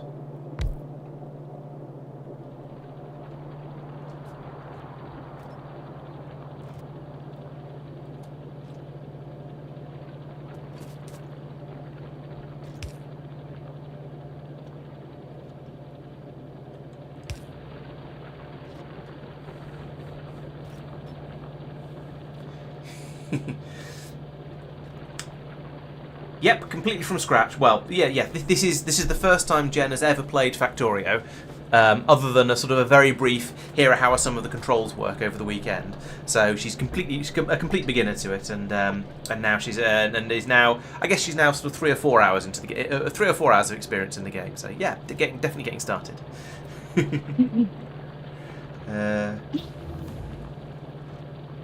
You say that, Noga. I mean, yes, you're right. You can never have too much of a resource. So you could just have the attitude of, well, we'll go in and put down all the mines on every patch we come to.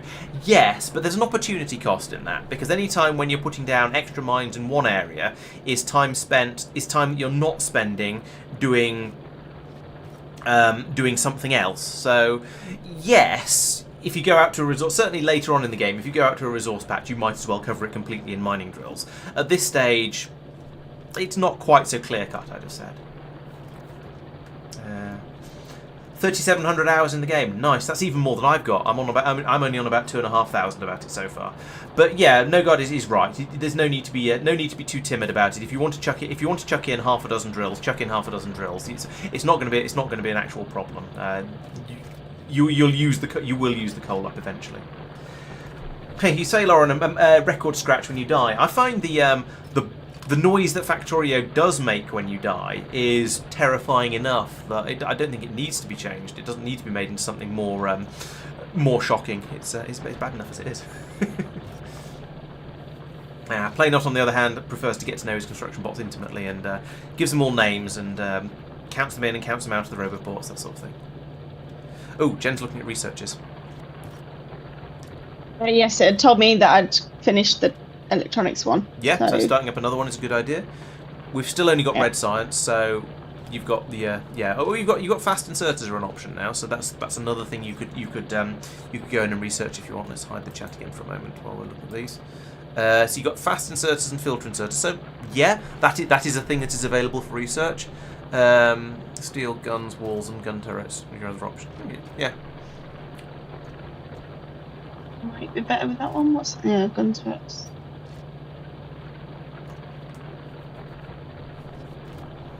I mean, it's all useful stuff. I'm going to let you choose yourself if you want. Yeah, that. I'm gonna go for faster motion because then faster stuff. Okay, yeah. I mean, it means the yellow inserters are quite slow at the moment. Most of the stuff you're building is quite slow as well, so it doesn't really. The yellow inserters are not your limiting factor, but the filter inserters might come in useful.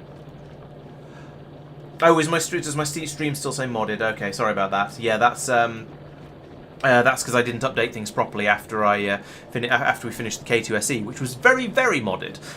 This run is not modded. I shall make sure I get rid of that.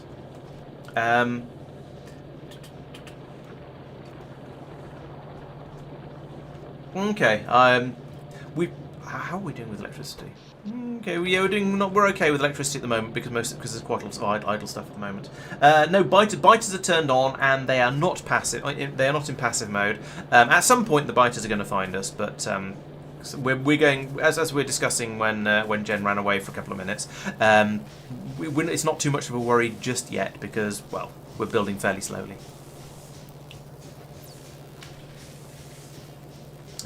So yeah, we'll enjoy the panic that ensues once they discover us in a few minutes.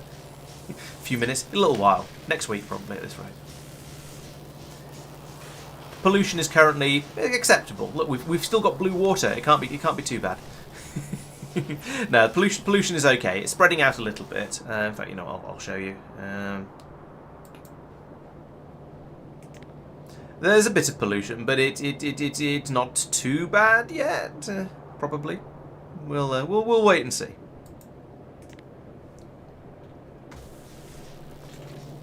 Okay, so now, yes, you've got the coal building up on both sides of the belt now. That's what we like to see. It means there's plenty of it. We've got lots of coal. It's no longer a worry. It technically hasn't actually finished backing up along the belt down at the bottom here that goes down to the copper smelting area, but it is gradually filling up.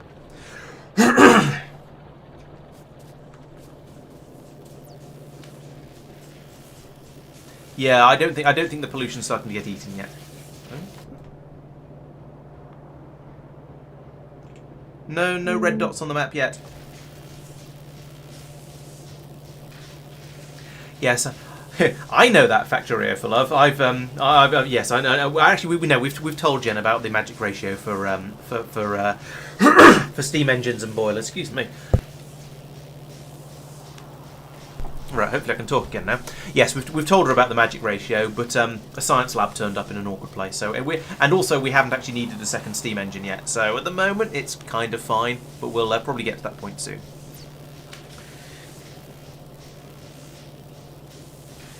Yes, I'm afraid. You were pretty sure you were seeing things. No guard. There's some cliffs down there, the other enemy, but no little red dots. I did make the starting area a little bit bigger than the default. That's the only thing I've changed. Well, that and jumping through various different map options until I found one that had at least a few trees around. I didn't want to start us in a desert. That's just mean.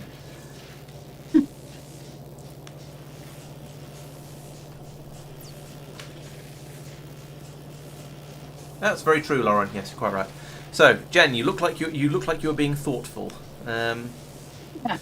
Yeah, I was looking because we'd obviously vaguely started to see if we could animate the green science pack.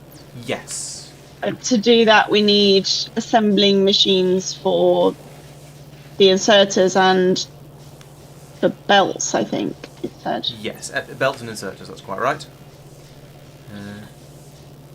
So then I told that to make inserters, but now we need iron gears and electronic stuff. Yes. This is the red science is let's just say the science packs get more and more complex the further into the game you get, and okay. Yeah, so that's where I'd got. So I need another machine making more of these over this side. Yes, you'll want to have another setup for making the iron gears and the belts probably, because this having this one separate is quite nice because it means whenever you want to build out a massive chunk of factory, you can come over here and just grab all of the belts out of this box, and you don't have to worry that it's they're being eaten up by the green science. So yeah, probably another copy of this to feed the green science makes a lot of sense. And then you also will need, as you spotted, a build that will make you some inserters. And inserters are a little bit more complicated, basically because you're going to start needing green circuits.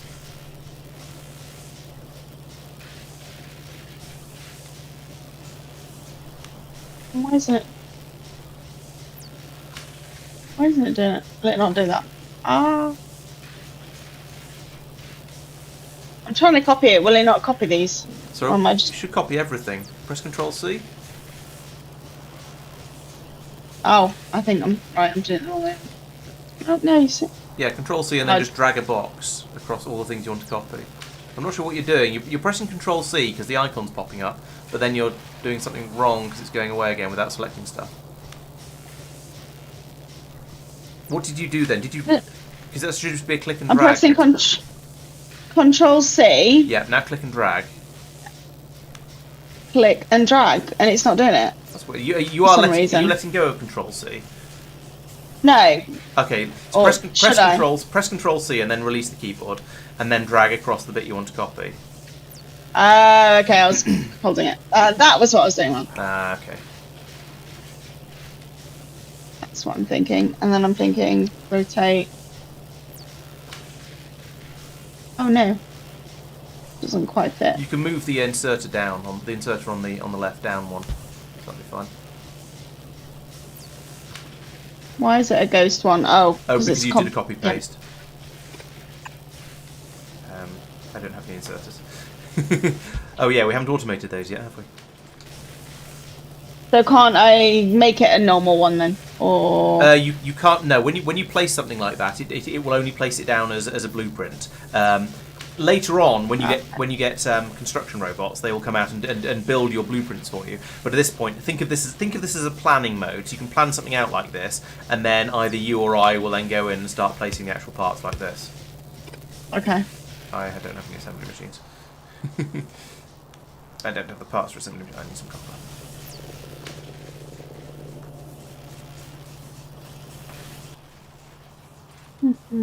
So it goes into there.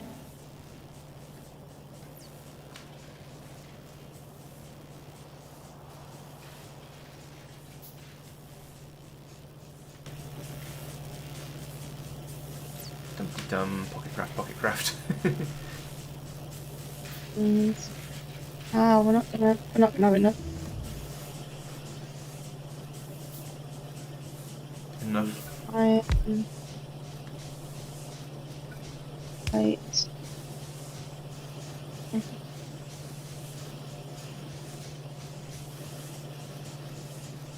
There we go. I made your thing.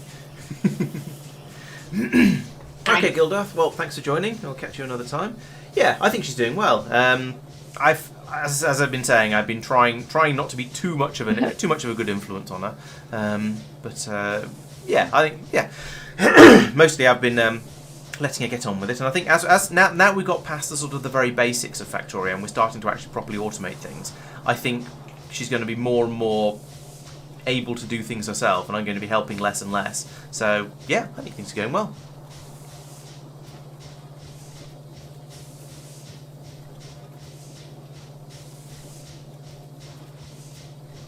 Right, we need to get that side.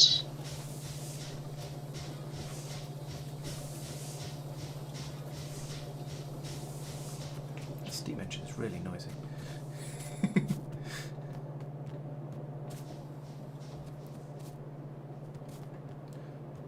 What's going on? We're all stuck over here. What's going on? These have all stopped because the factory isn't asking for any resources. So it stopped producing because there's no demand. Because we've stopped doing science because we finished the research that was being done. We filled up the box full of belts, and that's everything that's automated over here. So we don't need any more stuff. There's nothing. The factory isn't trying to make anything. Therefore, all of the resources are backing up on the belts. And that's absolutely fine. Right. Except that we need to carry on expanding the factory to make it make more things, because that's how the game works. And I want these to do this, don't I? Which one are you looking at? Was that the one that's feeding into the inserter making machine? Yeah. Yes. You need those cogs. So those gears are being made. That's fine. It's making them. It's made them. It's now full of them, and it's filled up the machine that's making the inserters. It's got a load of iron plates from somewhere. I don't know where those have come from. They must have been. I don't know. Maybe there's an inserter there. I'm confused. How do you know it's full? Sorry, So if you click on it, there's stuff in there, and I know from experience that it's full. Well, it's full of the iron plates. It's full of it's got lots, and it's got enough iron gears in to make some inserters. It's just missing the green circuits. So you need to make green circuits for it, and then it'll start working. Okay. Okay. I'm with it. How do we make green inserters?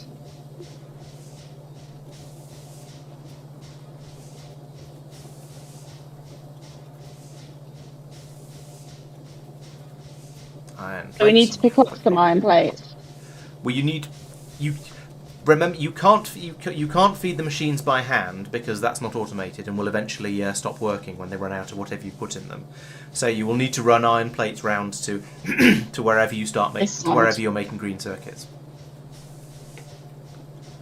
Also, on that subject, I noticed that the inserter machine has had some iron plates put in it manually by probably you. I'm going to blame you. They're not being fed in automatically, even though there's a really easy way to do it for that particular machine. So We just want to put an inserter in here, right? Exactly. Yes.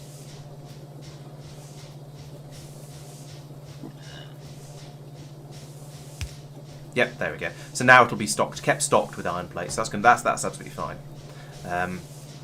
But yeah, your green circuits are going to be. I'm not going to say they're going to be a problem, but they're going to be another thing to set up. You're not a million miles away from getting a sort of a dirty green science setup up and working, but there's a few more things to be done. So we need another assembly machine. Yep. For the green thingies. Correct. And to do that, because we haven't got the ingredients for that, I don't think. I've got some assembly machines. I've got another 3 of them. So if you put Ghost down, I'm happy to turn it into a real one. Okay. Oh, no, you've got some as well. That's fine. I've got one here. Wrong button.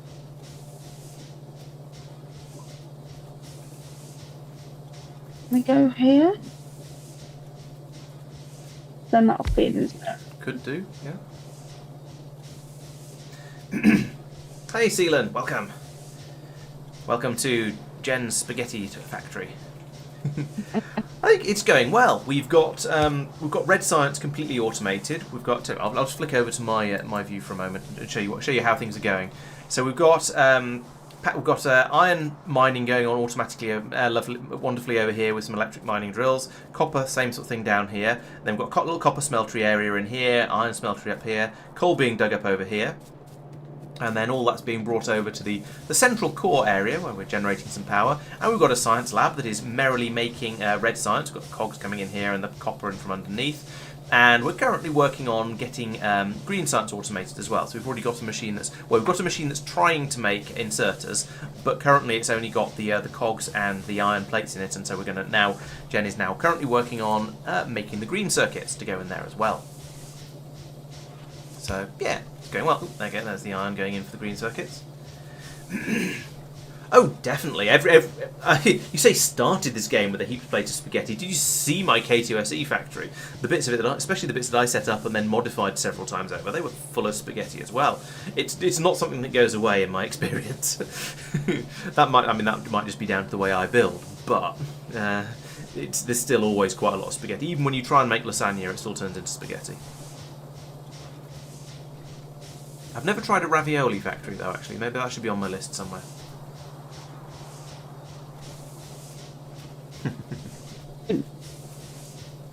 I need to automate. I need to automate the copper cable? Do I for this as well? Yes. Yeah. Every step of it has to be automated separately because whilst your pockets are clever enough to go through the full recipe to make a thing, making all of the intermediates that you require, the assembly machines are not that smart. So they need to. Each one can only do one thing and one thing only. Oh, ravioli factorism. I was thinking ravioli as being a city block layout, but yeah, that's sort of ravioli would no Factorissimo would be Time Lord ravioli, I think, because it breaks all the rules of space and time.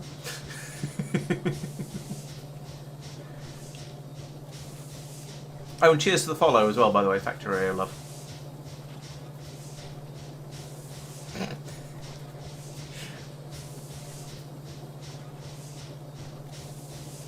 Why are you humping that assembly machine?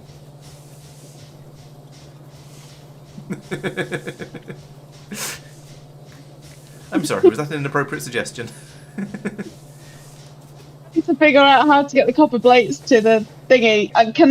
Will the underground thing work through under assembly machines? Yes and no. There's a limited distance to how far they can go, which is 4 squares underground. So that is the longest underground belt you can make with the yellow undergrounds. When you get onto more advanced belts, they go further underground, but with yellow, that's your best. You would probably be better off coming off to the side and going under this belt over here, or possibly you could go under the box as well if you wanted to be clever, but or show off. But if you come off a little bit over to the side over here and just come up this way, then it'll probably be easier. I'll need a splitter in here Yes. and then go up here. Yeah. I thought lasagna was usually what people referred to a bus layout as.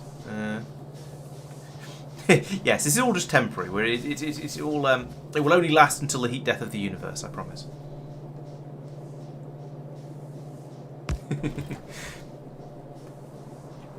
I don't tend to have spaghetti. I tend to make too much of a mess with it, so I usually go for fusilli.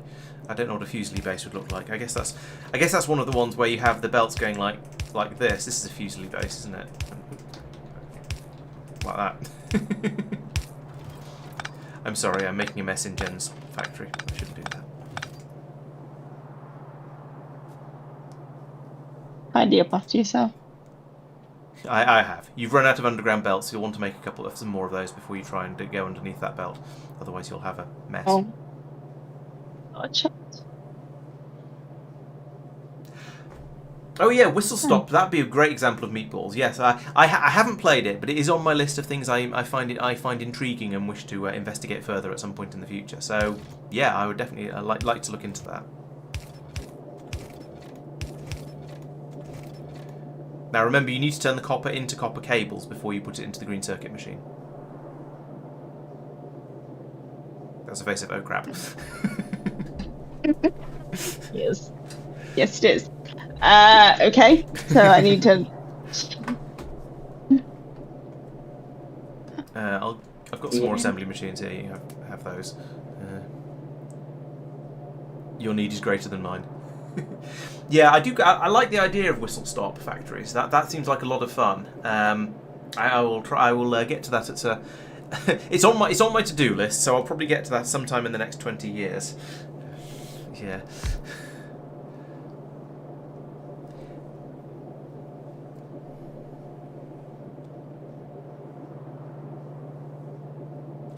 It does annoy me a little bit that, well, yeah, clicking on a belt opens up a window for it, because I keep doing that by mistake, and just like you did. So whistle stop factories. There are some giant assembly machines scattered around the map, and they're sort of, I don't know, they're probably about 10 by 10, 15 by 15, something like that, and they run at many times the normal speed. And the point of them is, the idea is you're supposed to build train systems that will bring enormous quantities of resources to these giant assembly machines that you can't move, and then use those to do your building, and then another train to take the stuff away. So it's, in a way, it's a self-contained city block in a single, very fast machine. So yeah, I think it sounds quite interesting. Yeah, exactly. It's an excuse to play with trains, basically, which is what Factorio is all about. Belt is never late, nor is it early. It arrives precisely when it's supposed to. Yes, something like that. Okay, Doopy. Well, thanks for joining. Yeah, the VOD or the YouTube will both be available from in about half an hour or so, or whenever we stop playing. So yeah, thanks for joining and thanks in advance for catching up. And yeah, he says enjoy playing, Jen, and hope you get as hooked and addicted as all the rest of us. Thank you. Good night. Right. Oh, and thanks for the follows, Mighty Mark and Game Crush. Thank you. Hope we'll see you again sometime. Yeah, you got one too many pieces of belt in there, but the basic idea is working. One too many places. On the apple belt, yeah. You don't have anywhere to put your inserter or your exerter in for taking the cables out of the machine. Yeah. Yeah. Yeah, it does look like a lot of fun. There's also a mod, and I think it's currently in sort of production at the moment. It's not really playable yet. That essentially does a sort of transport tycoon, but in Factorio, which I think sounds interesting. I don't know if it's going to actually be good, but it sounds interesting, which is a step in the right direction.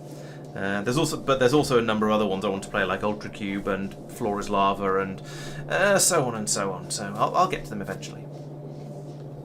Right, so you have green circuits being made. Good. Well, actually, yes, you do. You've got this machine has now made 3 green circuits. They're just sitting inside it, waiting for you to put them somewhere more useful. Ah. Seelan is actually making spaghetti for dinner, as opposed to us who are just making spaghetti for fun.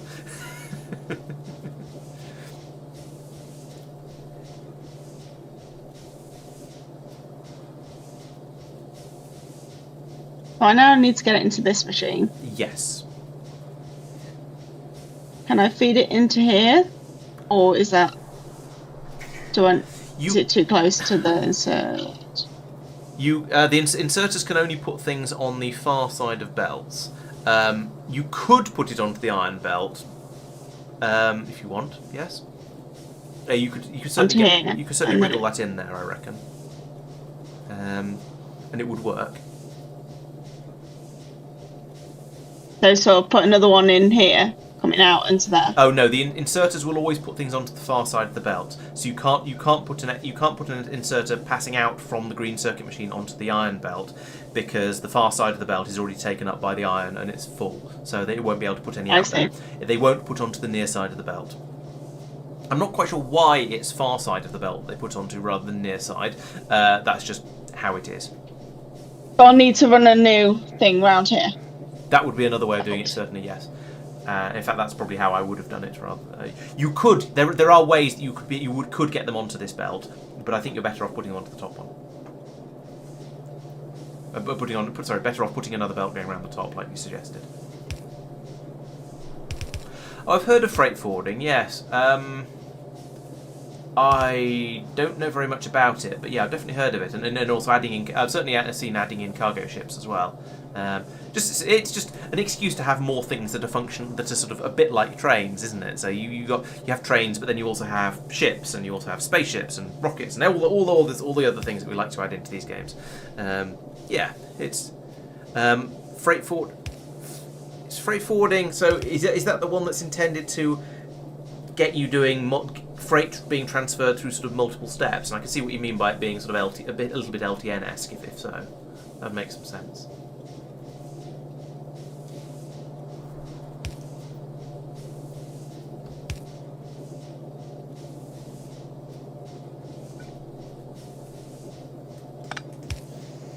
I helped. Oh, thanks. No problem. I think you know how to move pylons around, so I didn't feel I was giving too much away there. Right, so now you have a machine that is making inserters, and it's made 4 of them. So, a couple of thoughts. Well, no, I don't know. So I'll let you carry on. You're going in the right direction, so there's no point in me. There's no point in me interrupting. Okay, that's interesting. So I tend to think of trains as being available fairly early in the tech tree. I guess it's not. Yeah, they're only green science, aren't they? But yeah, I guess if you're going for a more logistics heavy system, then it would make sense to require to make it more difficult in the early stages, but give you another type of train to get things working. Yeah, that sounds interesting. And more trains and more types of trains is always fun, definitely. Okay, so you've got one of the 2 things you need in order to make the green science packs, and the other thing you need is a thing that you have already made, therefore it should be fairly easy. Should.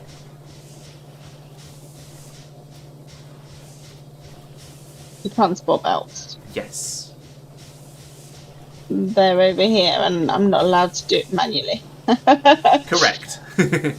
Now, there's a couple of options here. You can either bring them from the machine that's making them already and bring them round and try and put them into the green science machine somehow, or you could just put in some more machines to make another set of machines making the assembly belts. There's no reason you can't have more than one machine making things. In fact, this would mean you'd have one machine dedicated to making belts for you, and one machine dedicated to making belts for green science. And that seems like makes more sense. Yeah, especially as making belts is only 2 assembly machines anyway, so it's pretty straightforward.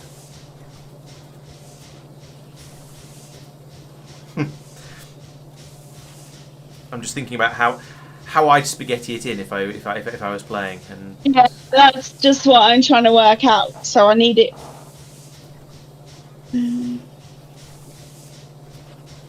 Yeah, that's remember, they're basically being what fed I'm trying to into the green science machine, not into the inserter machine. Yeah.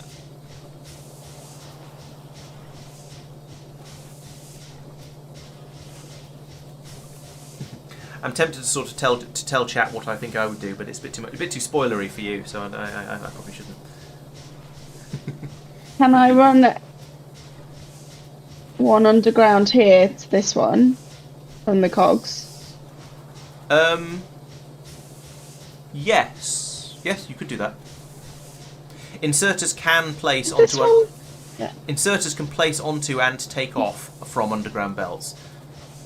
So you don't need to have another piece of belt for them for the inserters to put the things onto. They can insert onto and lift off straight off the underground belt entrances and exits. Right.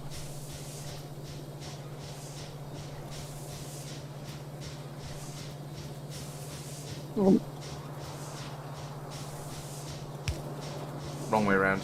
You need to rotate that. Nope. Just click on it. Oh no, you can't click on it. Never mind. You have to delete it first. Oh. I think you can just right click on it with one in your hand and it'll delete it. But it is the wrong way. It is the wrong way round. Right click and hold. There we go. That one's the right way around. So put that down, and then you have one popping up on the other side of the belt. Yeah, like that. Right, and then just need one more belt.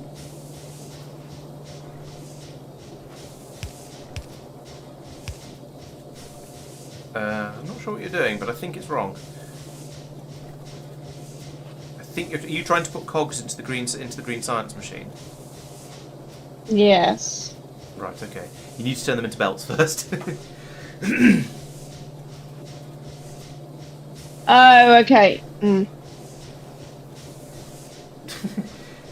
You feeling a bit unbalanced, Play Not? Is that the problem?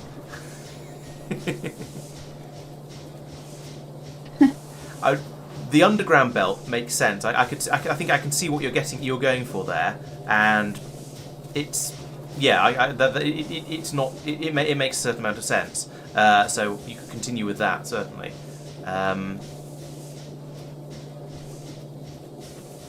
But the belt on the other side makes less sense. I need another. Okay.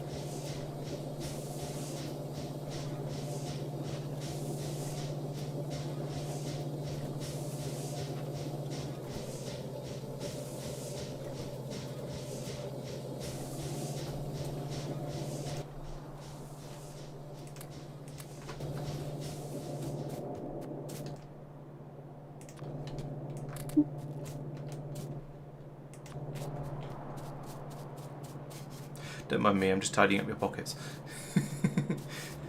It's appreciated. Thanks. A little bit of pickpocketing. What's a little bit of pickpocketing between friends? Yeah. Indeed. Right, how are you getting on?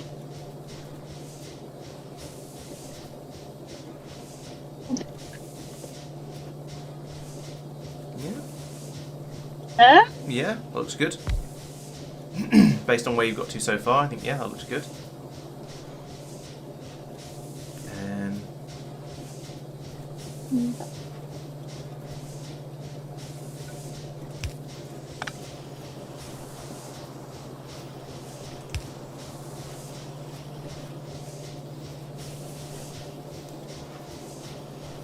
So yeah, you need iron and cogs going in there. You've got the supply of cogs coming through the underground belt, so that's working so far. But you are going to need to get iron over here, and that's going to be a challenge. I mean a mess. I mean, I don't know what I mean. You mean a mess? Oh yeah, I mean a mess. But we're all here for your messes. It's fine. That's what we are going to. Well, we're going to judge. But we're going to You enjoy want it. to judge? Yeah. Okay. Okay. So iron plates. Belts of your life. That's very deep sealing.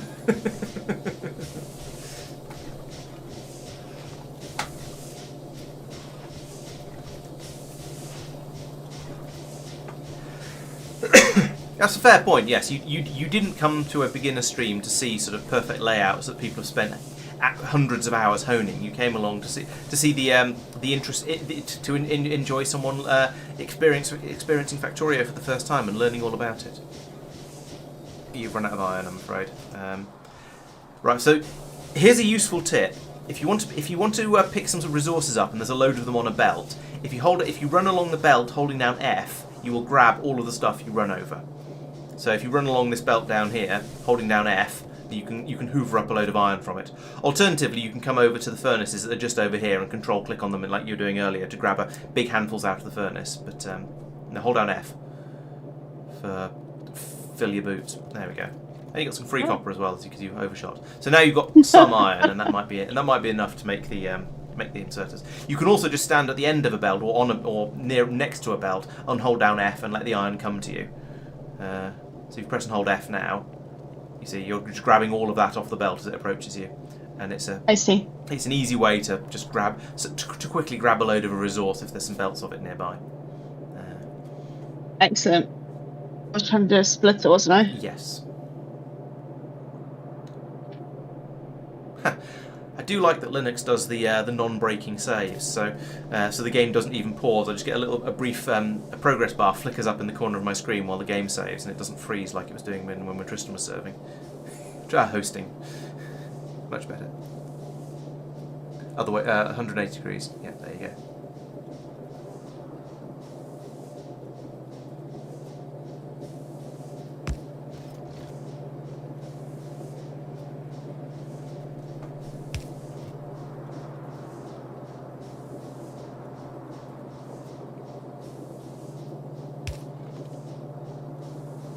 You can just click and drag, and Factorio is quite clever. When you drag a belt, it will only ever take it in a straight line, so you can't do a sort of a weird thing where you accidentally go off to the side. It will lock it to doing it in a straight line, which is really quite useful. And sometimes I wish it did it with some of the other things you can build as well, like pipes. But with belts, you can just click and drag, and even if you're bad with a mouse, which I apparently am, I've discovered, it's still going to make a nice, perfect straight line for you.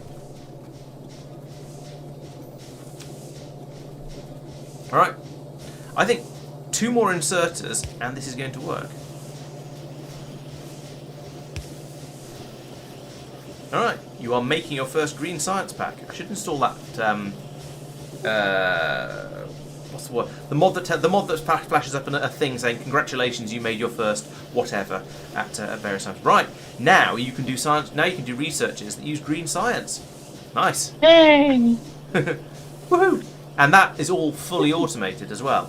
I don't know whether it'll run fast enough to keep up with your science lab, but it is completely fully automated. All the resources are being brought in on the belts. You don't have to worry about hand feeding anything anymore.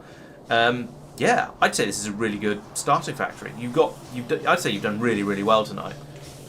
Do you want to pick a research that involves green science?